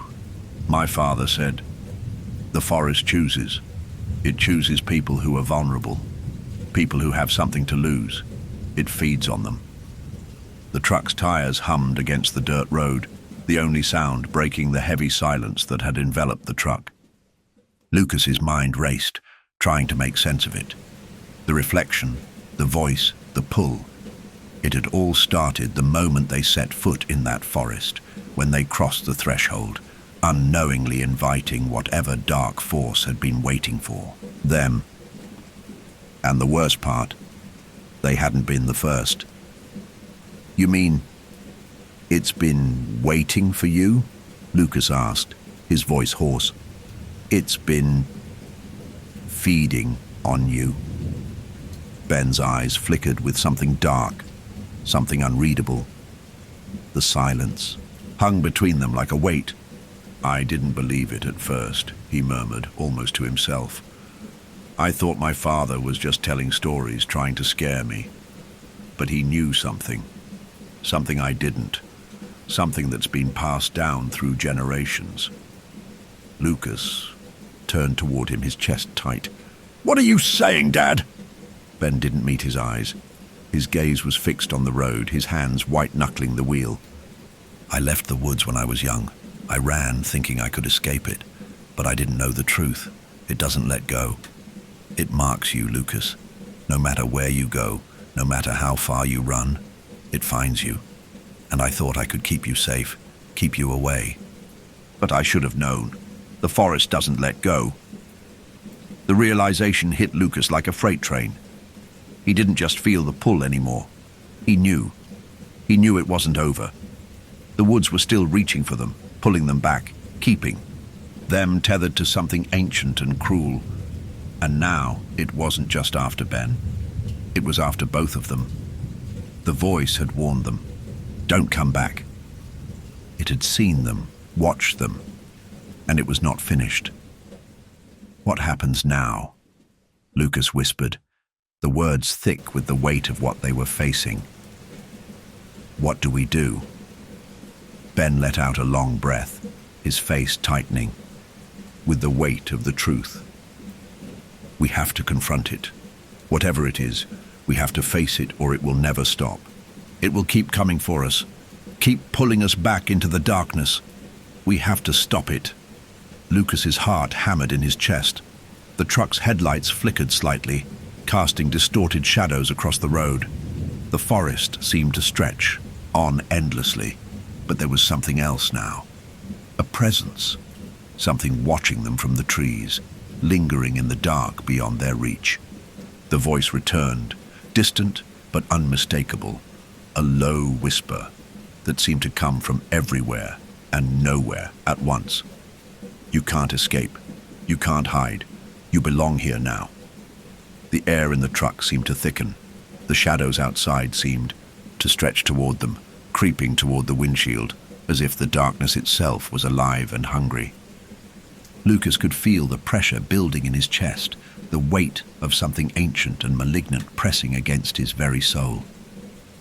Ben's grip on the wheel tightened, his face grim. It's close, he muttered. We're almost there. We're almost where? Lucas asked, his voice barely a whisper, dread curling in his stomach. Ben didn't answer. He didn't have to.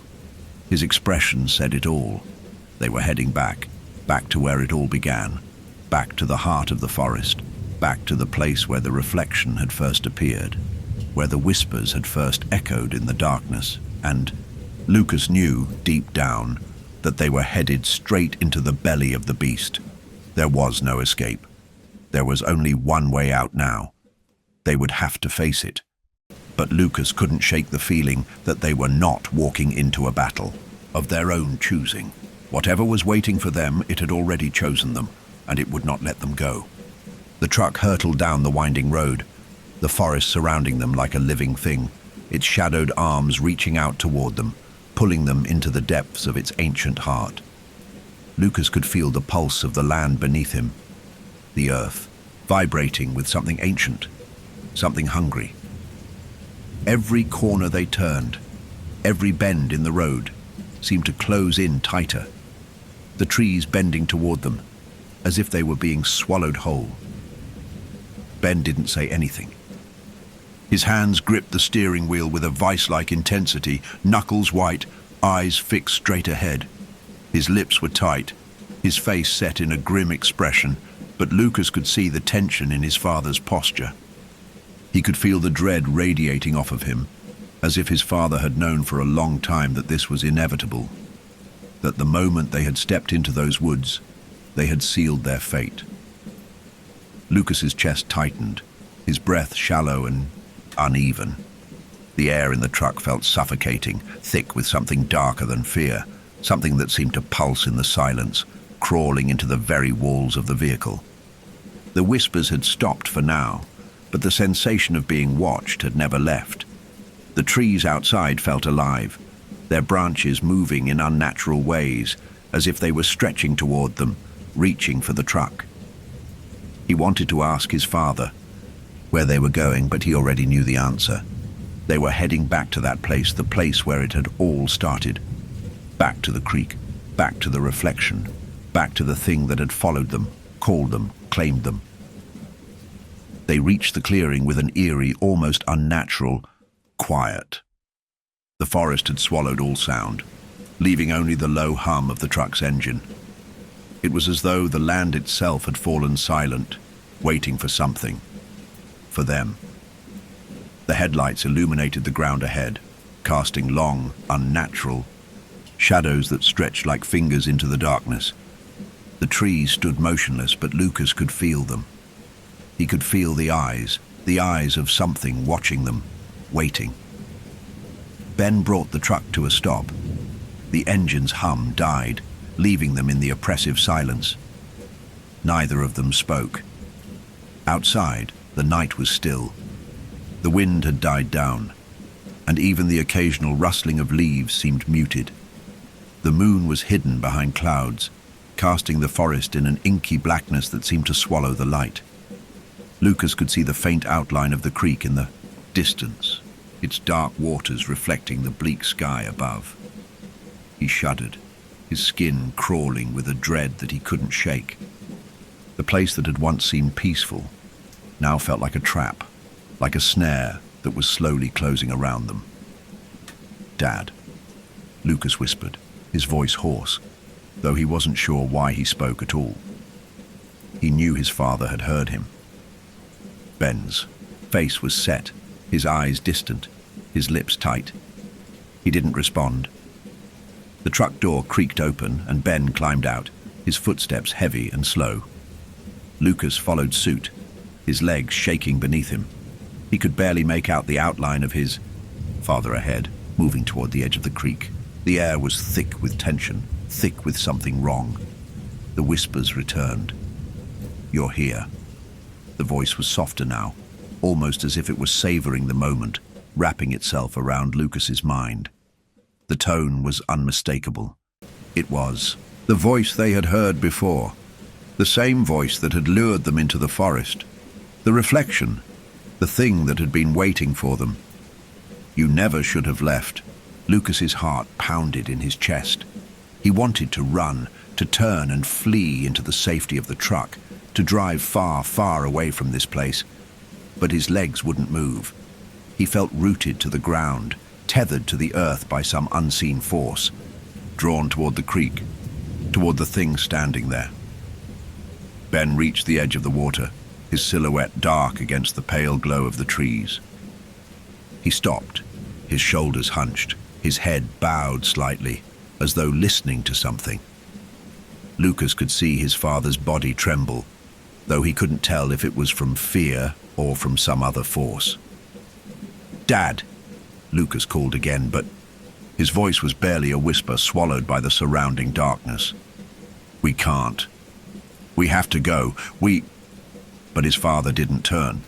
Ben's voice cut through the silence, ragged, as if it had been forced through clenched teeth. "It's too late, Lucas. It's never been about running. It's been about what we are." The words sent a shiver down Lucas's spine. He stepped forward, his feet heavy on the ground, drawn unwillingly toward the creek. It felt like something was pulling at him, an invisible thread tugging him closer to the water, closer to the reflection. And then it appeared. The reflection, the thing that had once mirrored him, stepped from the darkness by the creek. Its shape was taller now, more distorted. Its limbs stretched unnaturally long, the edges of its form flickering like a broken reflection in a cracked mirror. The hollow eyes locked onto Lucas, and for the first time he saw it for what it truly was. Not just a twisted version of himself, but something more. Something that had been born from his own deepest fears, his regrets, his sorrows. The reflection smiled. But it wasn't a smile of happiness. It was a smile of triumph.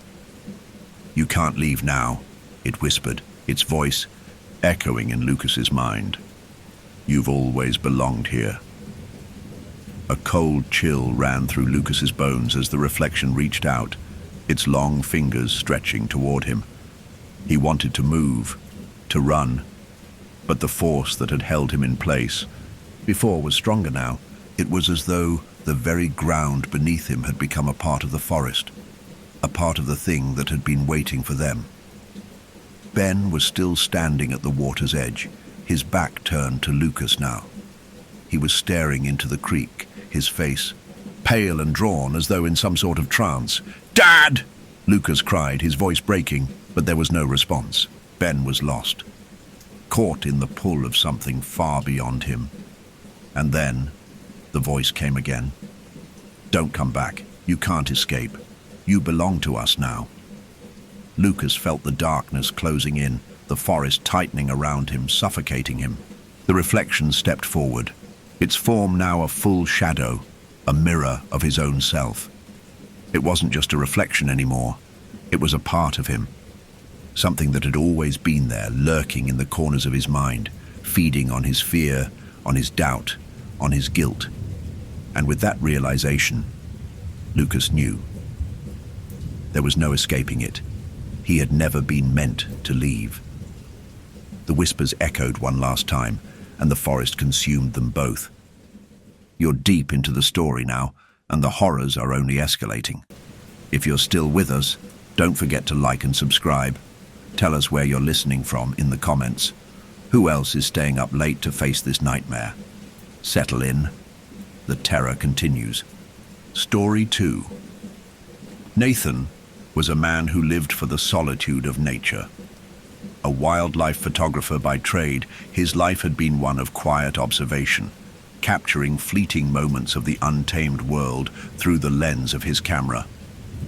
But there was a deeper reason he sought out the wilderness. It was more than just a job or a passion. The forest provided a quiet sanctuary, away from the chaos of a life he had left behind.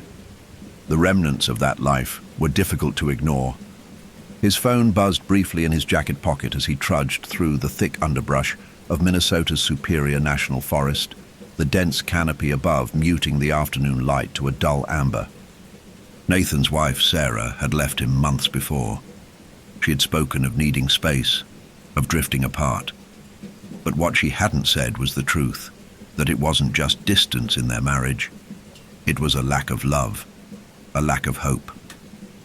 In the end, he was the one left to pick up the pieces of his broken heart. And so, the wilderness called to him.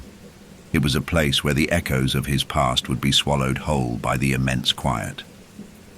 He reached the base of a towering oak tree, gnarled and twisted, its massive limbs clawing at the sky like some ancient sentinel. The air here felt heavier, more oppressive, as though the tree itself was breathing. Nathan paused for a moment, tilting his head up to examine the silhouette of the oak against the pale blue sky.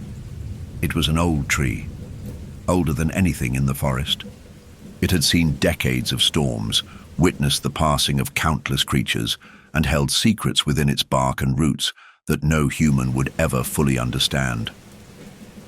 Nathan had read a few stories of this oak, scattered rumors whispered by locals, at the few taverns or gas stations on the outskirts of the park. Some spoke of strange happenings, of people vanishing or returning with wild, haunted eyes after spending too long near the tree. Nathan dismissed it, of course. Nature did strange things to the mind, but he was a professional, a man of logic and science. He had no room for superstition, but even so, something tugged at his chest, a slight hesitation as he set down his gear. The camera. It would capture everything, just as it always did. Nathan had learned over the years to trust his equipment. He was meticulous, making sure everything was set up just right. The motion sensor camera would sit there in the shadows, ready to capture whatever wildlife might pass by. Deer, raccoons, maybe even a wolf. He had seen it all before, but that was the thrill of it, the unexpected, the newness of nature's secrets. After a few minutes of carefully adjusting the camera, he checked the screen, ensuring it was set to record. The click of the mechanism was sharp, almost too sharp against the otherwise still air. He felt a sudden wave of unease, a prickling sensation that crawled across the back of his neck, but shook it off quickly. The sun was dipping lower in the sky, its warmth fading into a cool breeze that rustled the leaves. Nathan took one last look at the tree, then at the darkening forest around him. Just another day, he muttered to himself, though the words felt empty as they left his mouth. The unease lingered, hanging in the air like fog. He turned, packing up his things, heading back to his small campsite several miles away. As he made his way through the thicket, the wind seemed to whisper around him, low and insistent, like it was trying to catch his attention. He didn't stop, not then. He would not entertain irrational fears.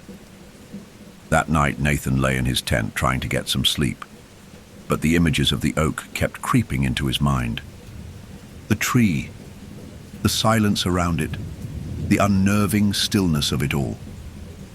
He rolled over in his sleeping bag, adjusting his pillow beneath his head. The wind had picked up outside, howling now, thrashing against the tent. He closed his eyes, focused on the sounds of the storm. His thoughts flickered between Sarah and then back to the tree. There was a strange sadness that lingered in his chest, but he tried to push it aside. He couldn't afford to dwell on things like that. Tomorrow was another day of photography, another day in the wild. Sleep, however, would not come easily. As the hours stretched on, his mind wandered, back to Sarah, back to the distance between them, and how it had grown. He wondered if he would ever feel whole again, or if this feeling of being incomplete would follow him forever. But then the storm outside intensified, and he was suddenly jarred awake. The silence now broken by the sound of something heavy moving through the brush nearby. His pulse quickened. At first, Nathan thought it was an animal, a bear or a large deer perhaps, but then the sound came again.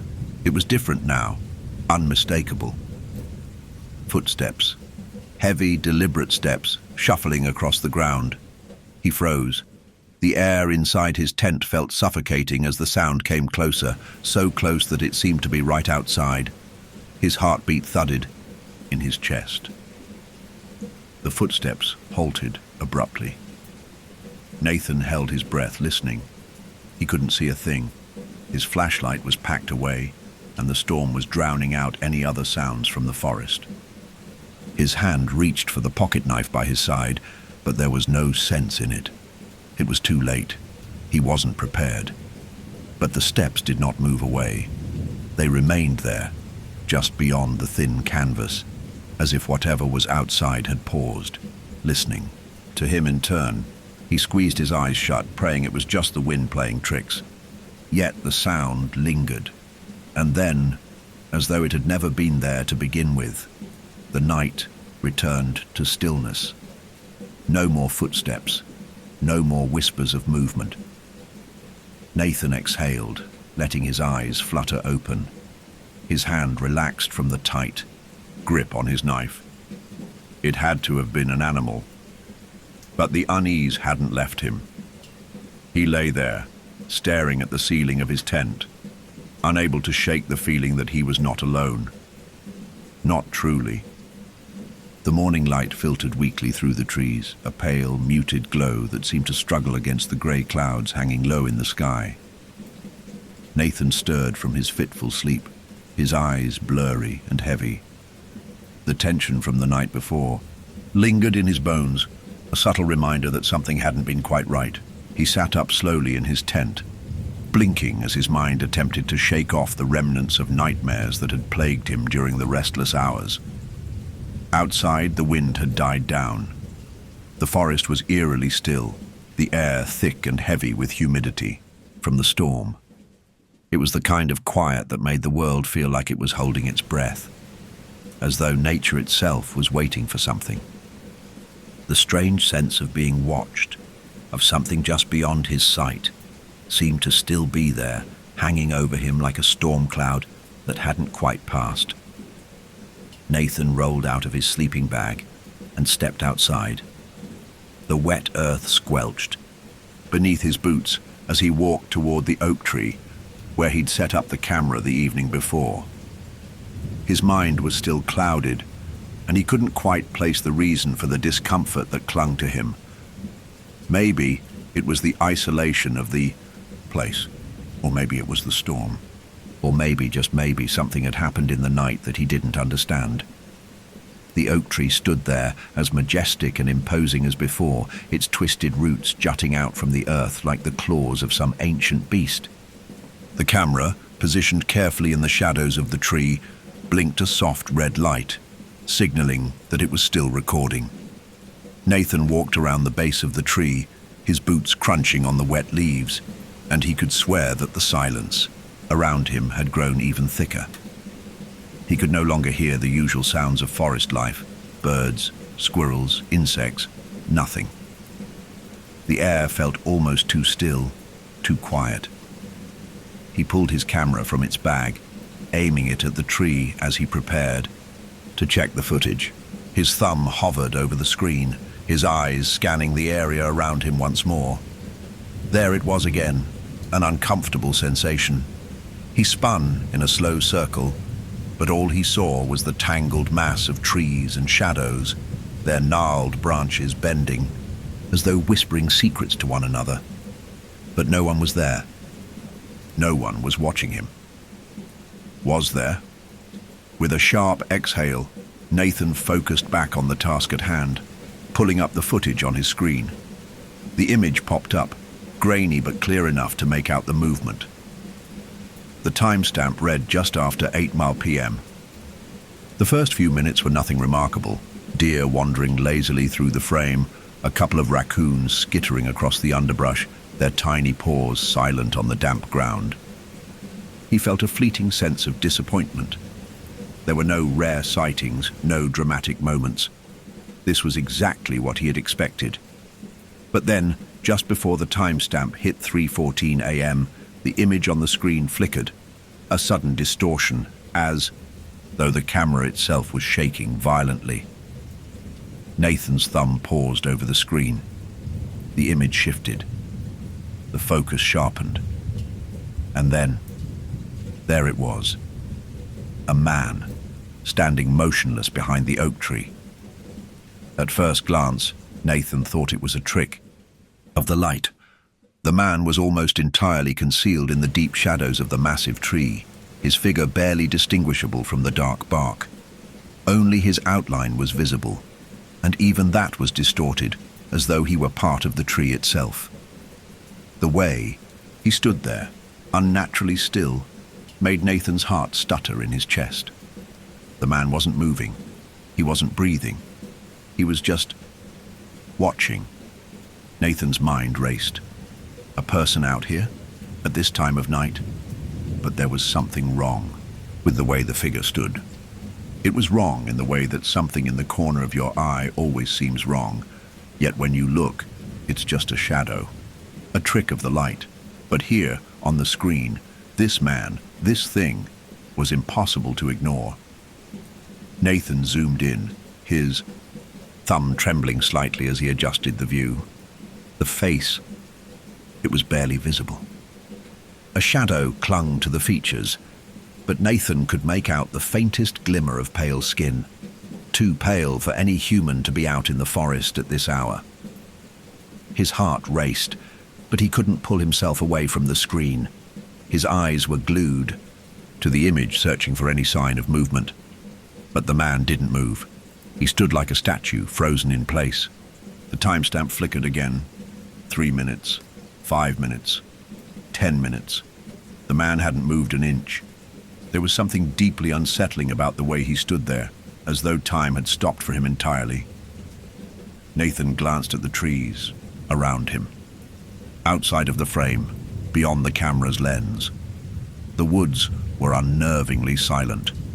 No animals, no wind, just an oppressive, suffocating quiet that pressed in on him. When the man's image appeared again on the footage, a cold shiver ran down Nathan's spine. His heart skipped a beat. The man was closer now, but Nathan had seen no movement. The footage was clear. The man hadn't moved at all, but somehow the distance between him and the oak tree had diminished. Nathan swallowed hard, his throat dry. He glanced again at the timestamp, 3:17 a.m., and that was when the footage cut out. The screen went black. Nathan stared at the blank screen, his breath shallow, his pulse quickening. The silence around him seemed to close in, heavier now, as though the forest itself was holding its breath along with him. The camera had cut out. No glitches, no distortion. Just blackness. He blinked at the screen again, hoping that maybe it was some technical malfunction, but the image remained the same. No footage, no movement. His fingers hovered over the camera's buttons, his mind racing to process what he had just seen. A man, standing unmoving in the shadows, too still, too unnatural. But how could it be? It didn't make sense. Nathan's first instinct was to head back to his camp to shake off the unease. Surely it was just a glitch, or some optical illusion caused by the storm, or some trick of the light. He'd been out here too long, and the isolation was starting to get to him. It was easy to let his imagination run wild in the silence of the forest. He was a professional, he had to remember that. He couldn't let irrational fears cloud his judgment. He pressed the buttons again, hoping to reset the camera, but it remained dark. No image, no record of the strange figure. He cursed softly under his breath, frustration mixing with the faint anxiety that was now creeping through his veins. The man had to have been an illusion. No one could be out here in the middle of the night without making a sound. It wasn't possible. Yet, Nathan couldn't shake the image of the figure from his mind. His fingers trembled slightly as he turned the camera off, trying to steady himself. He took a few deep breaths, glancing around the woods. There was no sign of any person. The forest was still, too still. A faint breeze stirred the leaves in the trees, but there was no other sound. The world was a place suspended in a kind of unnatural quiet. The gnawing feeling that he wasn't alone, had never been alone, sank deeper into his gut. Nathan pushed the camera into his bag and stood still for a moment, weighing his options. He could return to the camp, forget about it, and try to sleep off the unease. But the idea of leaving without seeing the footage again gnawed at him. He needed to know what had happened. The rational part of his brain told him it was an anomaly, nothing more. The rest of him, the part that had been trained in observing the smallest details of the natural world, wasn't so sure. Forget it, Nathan muttered to himself. It's just a glitch, a freak accident. But even as he spoke the words, they rang hollow. The camera didn't malfunction like that, not without reason.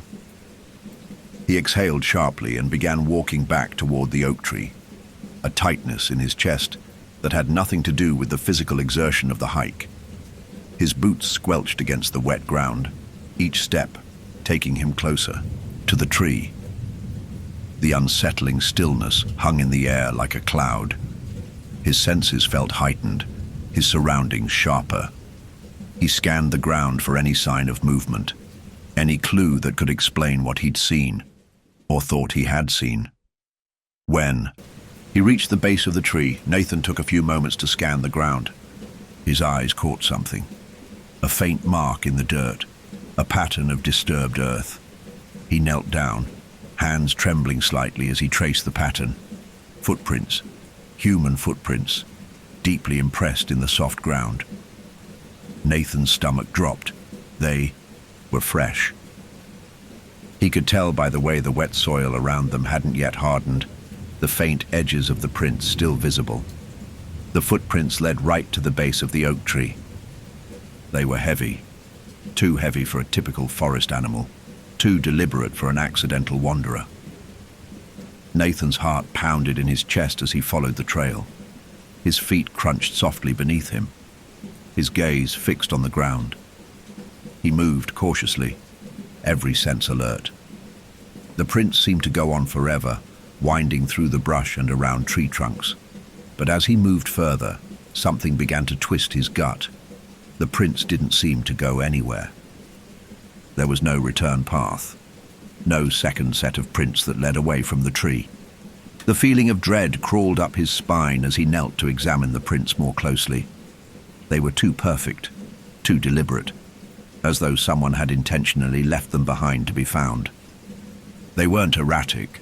They weren't running, like the steps of someone trying to hide. They were calm, calculated, and they led him back to the base of the oak where they stopped, right at the edge of the tree's sprawling roots. Nathan's fingers brushed over the damp earth, trembling. The hairs on the back of his neck stood up, and the chill in the air seemed to deepen. He scanned the trees around him, searching for any sign of a person hiding, any movement. But there was nothing, just the silence, the oppressive, unnatural silence. He stood there for a long moment, his mind spinning, unable to make sense of what he was seeing.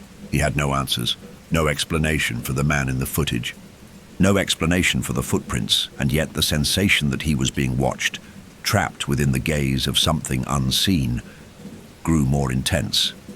Nathan's thoughts raced, circling around the only rational explanation he could think of. Prank. Someone must have been out here messing with him. But the further he delved into that thought, the more he realized how unlikely it was. Who would be out in this part of the forest? Who would be standing perfectly still in the shadows of the oak tree at 3 a.m, staring at his camera for no reason at all? The doubts began to bleed into his thoughts, until the only possibility left felt far more sinister than any prank. Had the figure always been there? Nathan jerked his head back up, scanning the trees once more. Something wasn't right. He could feel it. Was there someone watching him now? Was the man from the footage still out there, in the shadows, waiting, watching? Without thinking, Nathan stumbled backward, his breath quickening. The images of the man from the footage flooded his mind once more. The figure's pale face, barely visible in the darkness. The way he stood there, frozen, as though time had stopped for him. The way the camera had zoomed in on him, almost as if it had been directing Nathan's attention toward that exact spot. The air felt colder now, and then, just as he was about to turn and leave, a sound pierced the silence, the unmistakable snap of a twig behind him. The snap of the twig echoed in Nathan's ears, sharp and jarring, cutting through the suffocating silence like a knife. His heart stuttered in his chest, his breath freezing as if the very air had turned to ice. Every instinct in his body screamed at him to move, to run, but his feet remained rooted to the spot, unwilling to acknowledge the truth that was creeping into his mind. He turned slowly, his eyes darting around the shadowy forest, searching for the source of the noise. The trees loomed around him like silent sentinels, their gnarled limbs twisting in the windless air. The dense foliage barely rustled, as if the world itself was holding its breath. But Nathan felt it, the pressure building, the weight of unseen, eyes upon him.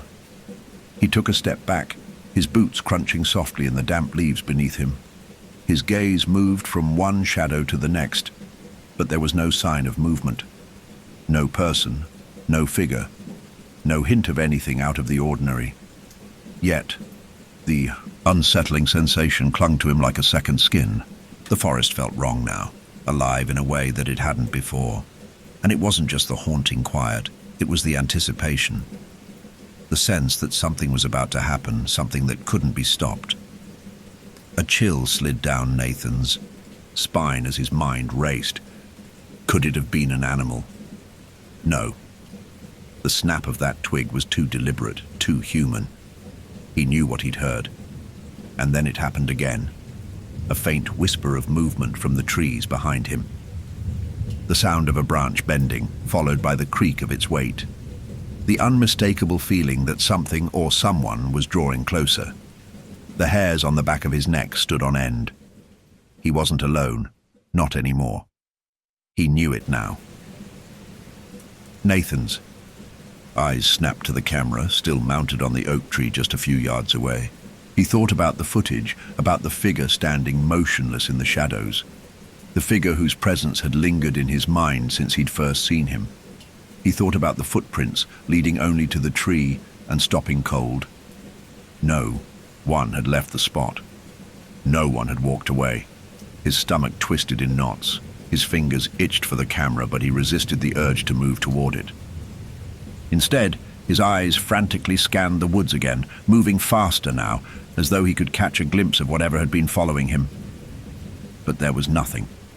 The shadows seemed to press in closer, the trunks of the trees blending together in an almost seamless wall of darkness. His breath grew shallow, a tightness forming in his chest. He took another slow step backward, careful not to make a sound, the soles of his boots silent on the wet earth. His mind raced. What if it was him? What if the man from the footage was here? The man had been frozen in place in the recording. But could he have moved? Had he been standing there this whole time, watching Nathan? Was the camera not the only thing that had been recording him? Another noise came from behind him, closer this time. A soft scrape, like fabric brushing against bark. The sound was unmistakable. Nathan froze, his breath caught in his throat. The man.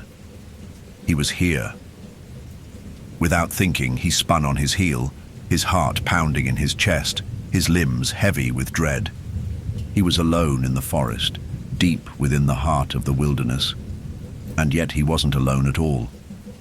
The sensation of being watched, of being hunted, grew overwhelming. His pulse hammered in his ears as he turned toward the oak tree, only a few feet away. He was so close to the camera, so close to the truth.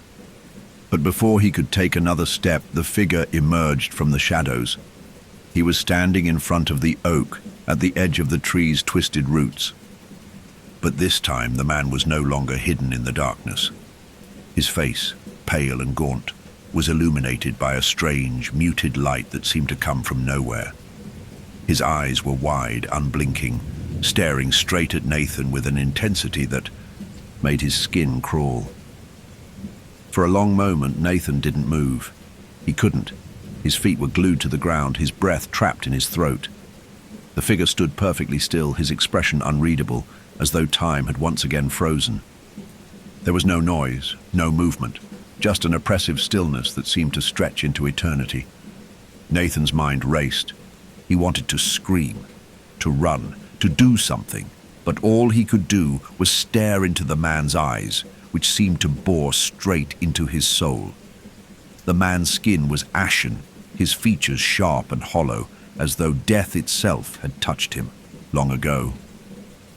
His hair was wild, tangled in a mass of black strands that fell in front of his face, but Nathan could still see those eyes, deep, endless eyes. And in those eyes, Nathan saw something that froze him even further. Recognition. A memory flashed, unbidden, into his mind. It wasn't clear, but it was there. An image of someone he used to know, someone who had disappeared years ago. A man who had once worked in the same photo lab as Nathan. Someone who had been obsessed with the mysteries of the forest. A man who had spoken of the oak tree, of the Watcher. The name echoed in Nathan's mind, the Watcher. His throat constricted, and he took a step back, his voice finally breaking free. "Who are you?" he rasped. The words felt foreign on his tongue, but they were the only thing he could say. The man's lips twisted into a thin smile, one that didn't reach his hollow eyes. His voice was low, almost a whisper, but it rang in Nathan's ears as though it was spoken directly into his mind. "You shouldn't have come here," the man said. His voice was hollow, unnatural, as though it came from somewhere far away. "You're not meant to be here." The words hung in the air like a death sentence. Nathan's chest tightened. He wanted to move, to flee, but his body refused to obey. The man's presence, no, the thing in front of him, held him in place with some unseen force. The smile on the man's lips twisted further, more grotesque now, and he took a step forward, his feet making no sound on the damp earth. The man moved toward him slowly, deliberately, as though he had all the time in the world. Nathan wanted to scream, to run, but his legs refused to move. He was trapped, and then the man spoke again, his voice a hiss, like the rustle of dead leaves. "Now, you are part of the tree." The words sent a shiver down Nathan's spine. Part of the tree. The phrase hung in the air like a warning, a foreboding promise that twisted his gut with a sharp, primal fear. His mind screamed for him to run, but his legs refused to cooperate. The man, no, the thing, moved toward him with an unsettling calmness, his pale face twisting further into something monstrous. His eyes, those empty, hollow eyes, never left Nathan's, as though they could see straight through to the very core of his being. Nathan's breath came in shallow gasps as his heart hammered in his chest. Every instinct told him to flee, to break free from the paralysis that had overtaken his body. But there was no escape. The forest around him had grown impossibly silent, the wind holding its breath along with him. The world felt distorted, warped, like a nightmare he couldn't wake from. The thing, the Watcher, stopped just a few feet away from him, its presence suffocating. The air seemed to thicken, heavy with a presence that he couldn't fully comprehend. Nathan's throat tightened, his mouth dry, his body frozen in place. It was as though time itself had stopped, and the world was waiting for something. Waiting for him to make a choice. But what choice did he have? Was this even real? "You shouldn't have come," the Watcher whispered again, his voice like the rustle of dry leaves, faint and barely audible. "You should have stayed away." The figure took another slow step forward, and Nathan's body finally obeyed, his instincts screaming at him to run, to get away from the creature that was slowly closing the distance. But as he moved, something strange happened. The earth beneath his feet felt wrong. The ground, once solid and firm, seemed to shift, becoming spongy, unstable, as though the very soil were alive. His foot sank a little deeper into the wet earth, a strange suction pulling at his boot, and when he looked down, his stomach lurched. The ground wasn't just wet, it was moving. The roots of the oak tree were rising from the earth, stretching out toward him like twisted fingers, hungry and eager. Nathan stumbled back, his foot catching on something, and he nearly fell. His heart raced as he glanced back up at the Watcher. The figure had not moved. He stood still, his eyes unwavering, watching Nathan with that dreadful, hollow gaze. And still, the figure's lips curled into that same twisted smile. The smile was not one of amusement. It was a leer, something ancient and sinister, as though it knew everything about Nathan, every weakness, every fear. And then the thing spoke, again the words slow and deliberate. "You came to capture images, didn't you? To expose the secrets of the woods. But some things are not meant to be seen. You've seen too much." Nathan's breath caught in his throat. Too much. What did that mean? Was it the figure? Was it the oak? Or was it something deeper? Something that went beyond the surface of this cursed forest? Without thinking, Nathan turned on his heel and bolted toward the path that led back to his camp. His boots pounded the earth, the air around him thick and suffocating, his heartbeat echoing in his ears. He didn't dare look back. He just ran, fueled by raw panic, his legs burning with every step. The trees blurred past him, their shadows stretching unnaturally long, as though they were reaching for him. But the path was different. The woods were different.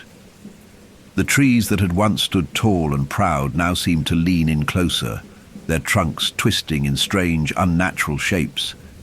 His breath came in ragged bursts as he sprinted, but the path was growing darker, more unfamiliar. Wasn't it just there, just a few moments ago? The route back to camp? It should have been clear, shouldn't it? The way was simple enough, but now the path was gone. Nathan skidded to a halt, his chest heaving. The trees around him had become a maze, their trunks too close together, their branches twisted in ways that defied logic. Nothing made sense. Nothing felt right. The forest, once so familiar, now seemed alien, hostile. He was disoriented, his mind clouded with fear and confusion. He forced himself to steady his breathing, trying to think, to focus. He needed to get out. He needed to escape. But the path that had once led him to safety, his escape, was now lost, swallowed up by the forest. He turned in a circle, scanning the woods, but everything seemed the same. The trees, the brush, the shadows. There was no way out. Not here. Not now. His eyes caught something on the ground, an imprint in the wet earth. A footprint, a human footprint. Nathan's stomach dropped as he leaned closer to inspect it. It was fresh, too fresh. But what disturbed him even more was that the footprint was heading toward him, leading directly to where he was standing. But where were the tracks leading away? There were none. The hairs on the back of his neck prickled. He'd seen those prints before, at the base of the oak tree. They hadn't led away from the tree either. They had stopped. Why hadn't they left? Why was it that every time he thought he understood, every time he thought he could piece together the mystery, the forest swallowed the answers whole? A soft rustle broke his thoughts. Nathan's head snapped up, his eyes wide. In the distance, just beyond the trees, he saw movement, an eye figure standing still, watching him. The Watcher. Nathan's legs screamed for him to move, to run, but he couldn't.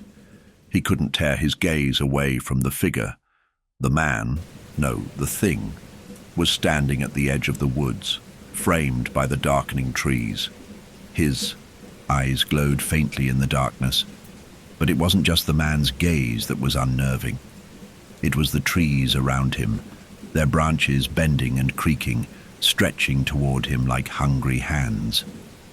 The Watcher was not alone. The forest was with him, the tree, the ground, the air. It was all part of this unnatural thing that now surrounded Nathan. The earth was alive, breathing with a deep, ancient hunger that threatened to swallow him whole. Nathan's body shook with fear, and the next thing he knew, his legs were moving of their own accord. He didn't know where he was running, only that he had to escape. He had to get away. His mind screamed for him to stop, to think, but all he could do was run. Run from the Watcher, run from the tree, run from the forest that was closing in around him, and as he fled, he heard the voice again, soft and deadly in the silence. "You can't leave, Nathan. You're already part of the tree." Nathan's breath came in sharp, ragged gasps as his legs pounded through the thick underbrush, the weight of the forest pressing in on him from all sides. The shadows of the trees stretched like long fingers, reaching toward him with an insidious hunger. He couldn't stop, he couldn't think, he could only run. Every step felt like a struggle, the ground slick with damp earth and the roots of the ancient trees trying to trip him, to pull him deeper into the earth. His mind screamed for him to stop, to make sense of what was happening, but the panic had taken over. The forest had become something alien, alive with whispers, with eyes that watched him from the depths of the darkness. It was as though the trees themselves were moving, shifting, closing in around him. The wind, too, was no longer natural. It carried with it voices, faint whispers that seemed to come from the very roots of the earth. "You can't leave, Nathan." The voice, like the rustling of dry leaves, cut through the air again, this time closer, clearer. "You're already part of the tree." The words twisted in his mind like a knife. The dread that had been building in him now solidified into something cold and final. Part of the tree. The Watcher had said those words earlier, and they had echoed in his thoughts ever since. But now they felt like a verdict. He was trapped. The forest had claimed him. Suddenly the trees parted before him, and there it was again, the oak. The ancient twisted tree, standing as it had before, its gnarled roots spreading out like an ominous web. But now, in the dimming light, it looked different. More alive. More waiting. Nathan came to a staggering halt, his legs burning, his chest heaving with exhaustion. He couldn't bring himself to look away from the tree, even though every part of him screamed to turn and run. He didn't know how he had ended up back here. He had run. He had run so far. But now, it felt as though the forest itself had swallowed him whole and spat him back out here at the foot of the tree. And there, standing beneath the vast twisted boughs, was the Watcher. The figure didn't move. His eyes locked onto Nathan's with that same cold, hollow gaze. The faintest of smiles tugged at his lips. "You can't leave," the Watcher repeated, his voice now a low rasp that reverberated in the stillness. "You've seen too much. The forest has claimed you." Nathan's eyes darted around the tree, scanning for any signs of escape, but the path was gone. The woods had closed in, the trees pressing in on him from all directions. There was no way out. The Watcher took a step forward, and Nathan instinctively stepped back, but his feet felt heavy, rooted to the ground. It was as though the earth had begun to pull him in, slow and insistent. He tried to lift his foot, but the ground clung to him, refusing to let go. "Don't you see?" The Watcher's voice was now a whisper, almost gentle, but it sent a chill through Nathan's bones. "You're already part of the tree, Nathan. Just as I am. Just as we all are." Nathan's eyes widened as he looked at the Watcher, but he couldn't speak. His throat was tight, and the words seemed to lodge in his chest, unwilling to break free.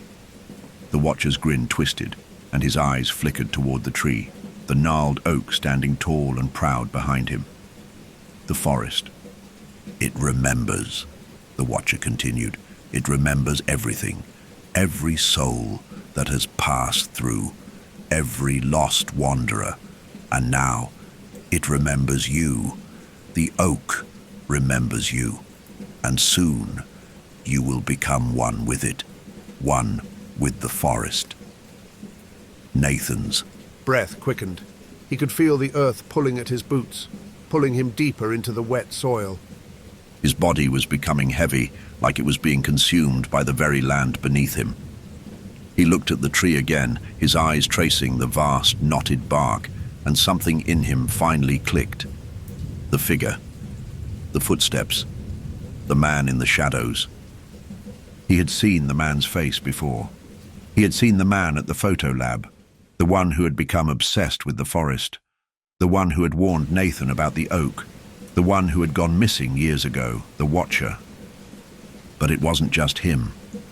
It was all of them.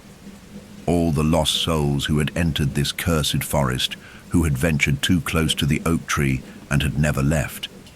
They had all become part of the tree, rooted in the earth, their souls absorbed into the ancient wood. The oak had claimed them, and now it was claiming him. The Watcher stepped closer, and Nathan could feel his cold presence wrapping around him, suffocating him. His feet were now firmly planted in the earth, his legs trembling with the weight of the pull. It wasn't just the soil, it was the air itself. He could feel the forest pressing in, a force greater than anything he had ever known. "You're part of the tree now, Nathan," the Watcher whispered, his breath cold against Nathan's ear. "And once you're part of it, you'll never leave. You'll be here forever, watching, waiting, just like the rest of us." Nathan's chest tightened. The air was thick with the scent of earth and decay. His heart pounded, and he could feel the roots creeping up his legs, slow and inevitable. It was happening. He could feel himself being pulled into the ground, into the very heart of the oak. His body was no longer his own. It was becoming part of the forest, part of the ancient oak tree that had stood for centuries, watching the lost souls who wandered too close. His body was heavy. His thoughts were slipping. He could hear the whispers of the lost souls in the branches above, their voices faint but clear. "You are one of us now. You are part of the tree."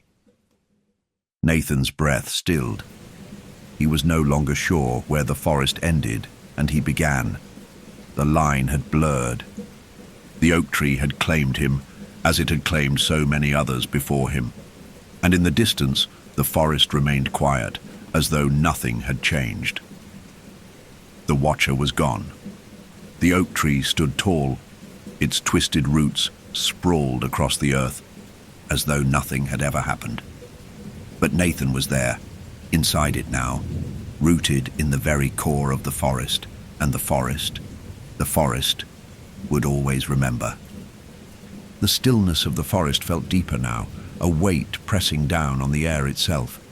Nathan, no longer truly Nathan, could still feel the remnants of his humanity tugging at him like a distant memory. His body, anchored deep within the earth, no longer responded to his will. He could sense the ancient oak's roots curling into his limbs, pulling him closer. And yet, there was something in his chest, a flicker of awareness that refused to die. The forest felt alive, more so than it ever had before. Each branch, each rustle in the leaves, each distant whisper of wind felt like a heartbeat, a pulse. Nathan could feel it moving through him, flooding his body with a strange vitality. It was as though the oak had taken his soul, but in return it was giving him a new kind of awareness, a connection to the heart of the forest, where time itself seemed to fold in on itself, where the trees whispered secrets older than the world. But there was a sensation, a feeling that Nathan had never anticipated, something foreign. The forest, vast and seemingly infinite, was still, silent. But within it, Nathan could sense movement, just beyond the reach of his senses. It wasn't the wind. He tried to force his body to move, but it was no use. He could no longer control it, not fully. His limbs felt heavy, rooted deep within the earth. He wasn't just standing near the oak now, he was the oak, and the oak was him. The roots had spread further into the ground, deeper into the soil. But there was still a sense of otherness pulling at him, something more than the whispers of the wind. It was faint at first, barely perceptible, like the shift in the air right before a storm. Then, slowly, the feeling became clearer. The rustling. It was deliberate this time. The forest was no longer just observing. It was aware of him. But why? He had been claimed by the oak. So why did it feel as though something was trying to find him? The roots around him began to shudder, the earth groaning in response. Nathan's chest tightened, and for the briefest moment he could almost feel his old heart beat again, a desperate, frantic thump as if urging him to flee. But it was too late for that. The oak had him now. But still, the rustling continued. Something was coming. He strained against the roots, but they were tightening, pulling him further into the oak's deep embrace. And then, like a cold whisper, across his skin, he felt it. Eyes. Eyes that watched from the shadows, creeping closer. And just as his mind screamed for clarity, for escape, something stepped out from between the trees. The figure that stepped from the shadows was not human, at least not entirely. Its shape was vaguely human, but the features were distorted, unnatural, like a puppet stitched together with mismatched pieces. The air around it seemed to shimmer, as though it were trying to remain unseen, its presence bending the very light around it. Nathan's senses screamed at him, desperate for him to look away, to stop thinking, to stop feeling. But he couldn't. His awareness, tied so deeply to the oak, could not avert its gaze, and the presence before him knew it. The creature, or whatever it was, moved slowly, its limbs jerking and twitching in unnatural angles. Its face was a blur, a smear of darkness. It had no eyes, only voids where they should have been. Dark, endless pools of nothing that seemed to draw in all light. Its movements were too swift, too erratic. A glint of pale skin flashed in the dim light of the forest. But it was fleeting, gone as soon as it had appeared. Nathan could feel the earth around him tremble. The roots under him reacted violently to the creature's proximity, as though they too were aware of the thing standing in front of him. He couldn't breathe, couldn't think. There was only this thing that should not be here, this thing that wasn't part of the natural order of the forest. The creature tilted its head, and Nathan could feel the weight of its attention, pressing on him, suffocating him. Every nerve in his body screamed for release, but there was nowhere to run. He was no longer truly a man. He had become one with the oak, one with the earth itself. And yet, he still felt the terror surge within him, the visceral fear of something ancient and unknowable. The creature opened its mouth, or what might have been a mouth, though it was more of a gaping hole in its face, a fissure that split open like an abyss. A sound escaped from it, low, guttural, a strange croaking noise that reverberated through the trees like the death rattle of some long-forgotten thing. "You should not have been claimed," it whispered, its voice vibrating in Nathan's chest. It was not a voice, not a sound. It was a feeling, a pressure that bore into his soul. "The oak is not yours. You should have left when you had the chance." The creature stepped closer, its footfalls silent but heavy, its form flickering between the shadows as though it couldn't hold its shape. Every step it took toward him felt like an eternity.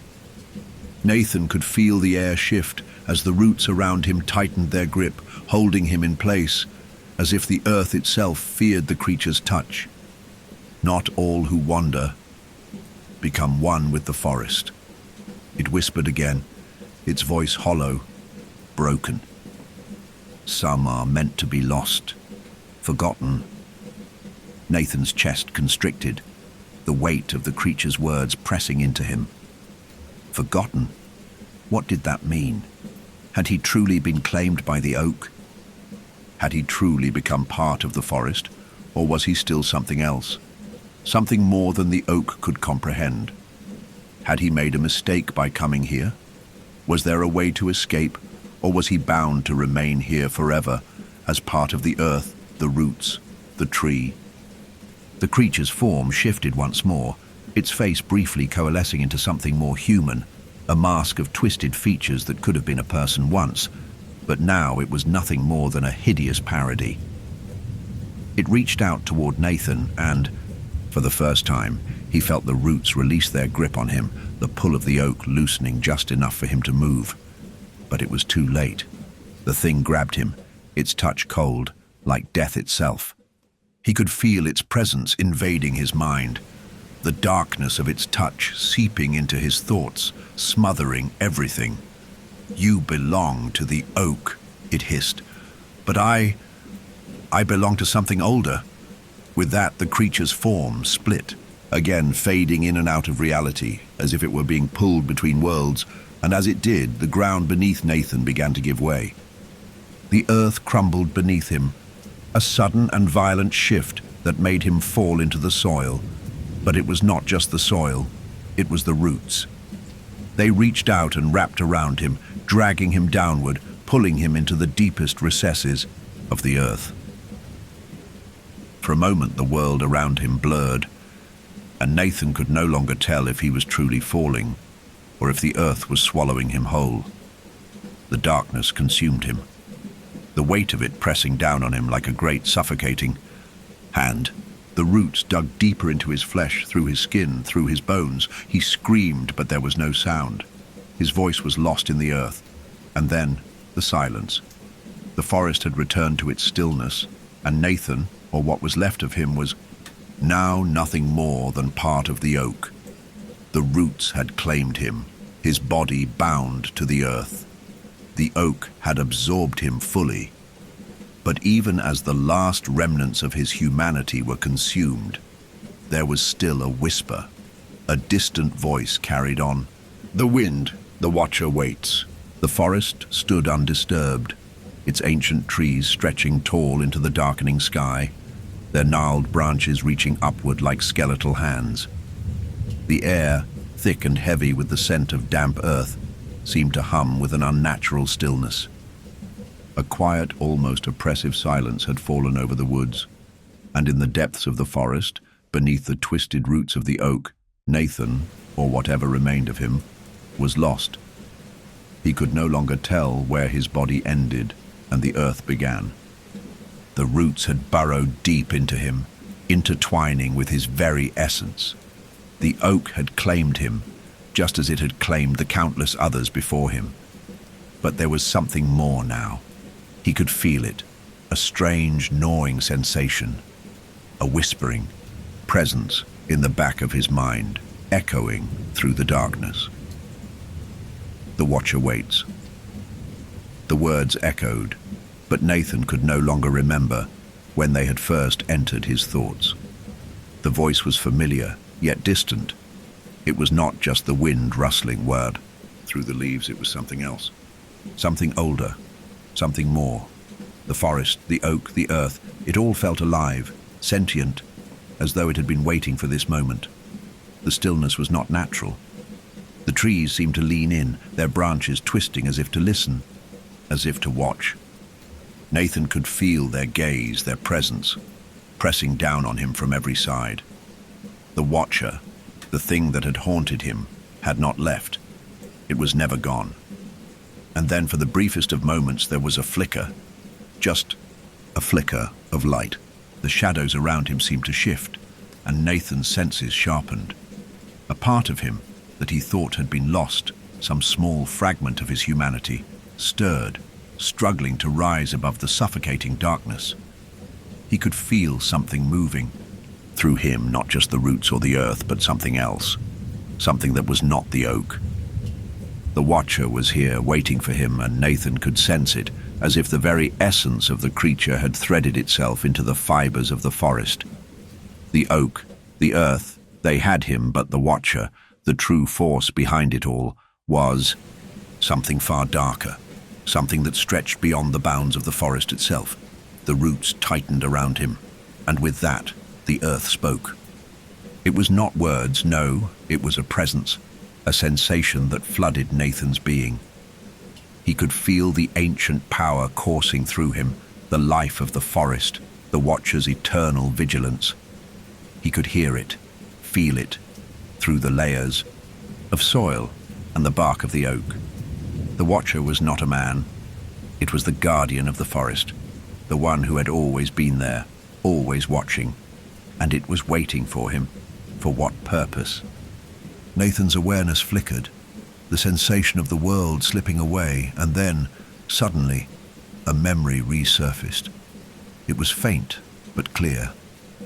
A memory of the woods, of the times he had wandered these lands, his camera capturing fleeting glimpses of wildlife. The tranquility, the isolation. He had thought of the forest as a sanctuary, a place of peace. But the truth was darker than he could have ever imagined. The forest was not just alive, it was bound to something much older, much more powerful. The watcher was not a person. The watcher was a part of it, a being tied to the land itself, the oak, the roots, the earth. The forest had been waiting for the right moment, for the right soul to come close, to capture the essence of its secrets. And Nathan, in his desperation to uncover nature's hidden wonders, had crossed a line. The watcher had never needed to do anything. It had simply been waiting, watching, silently guiding the path to its final, inevitable conclusion. Nathan's thoughts began to twist, unravel, his mind now indistinguishable from the ancient consciousness that had claimed him. The roots, the oak, the earth, They were one. And as the night deepened, as the forest embraced him fully, the Watcher was no longer just a presence in the woods. It was him, and he was it. The essence of the oak flowed through his veins, and the whispers of the lost souls, the other wanderers who had been claimed by the forest, whispered in his mind. He had become part of the tree. He had become part of the Watcher. And now Nathan would wait, like the others before him. Now he would watch the lost souls wander in, and he would guide them, just as the Watcher had done. The forest, the oak, the roots, they were eternal. And in the endless silence of the woods, nothing would ever escape.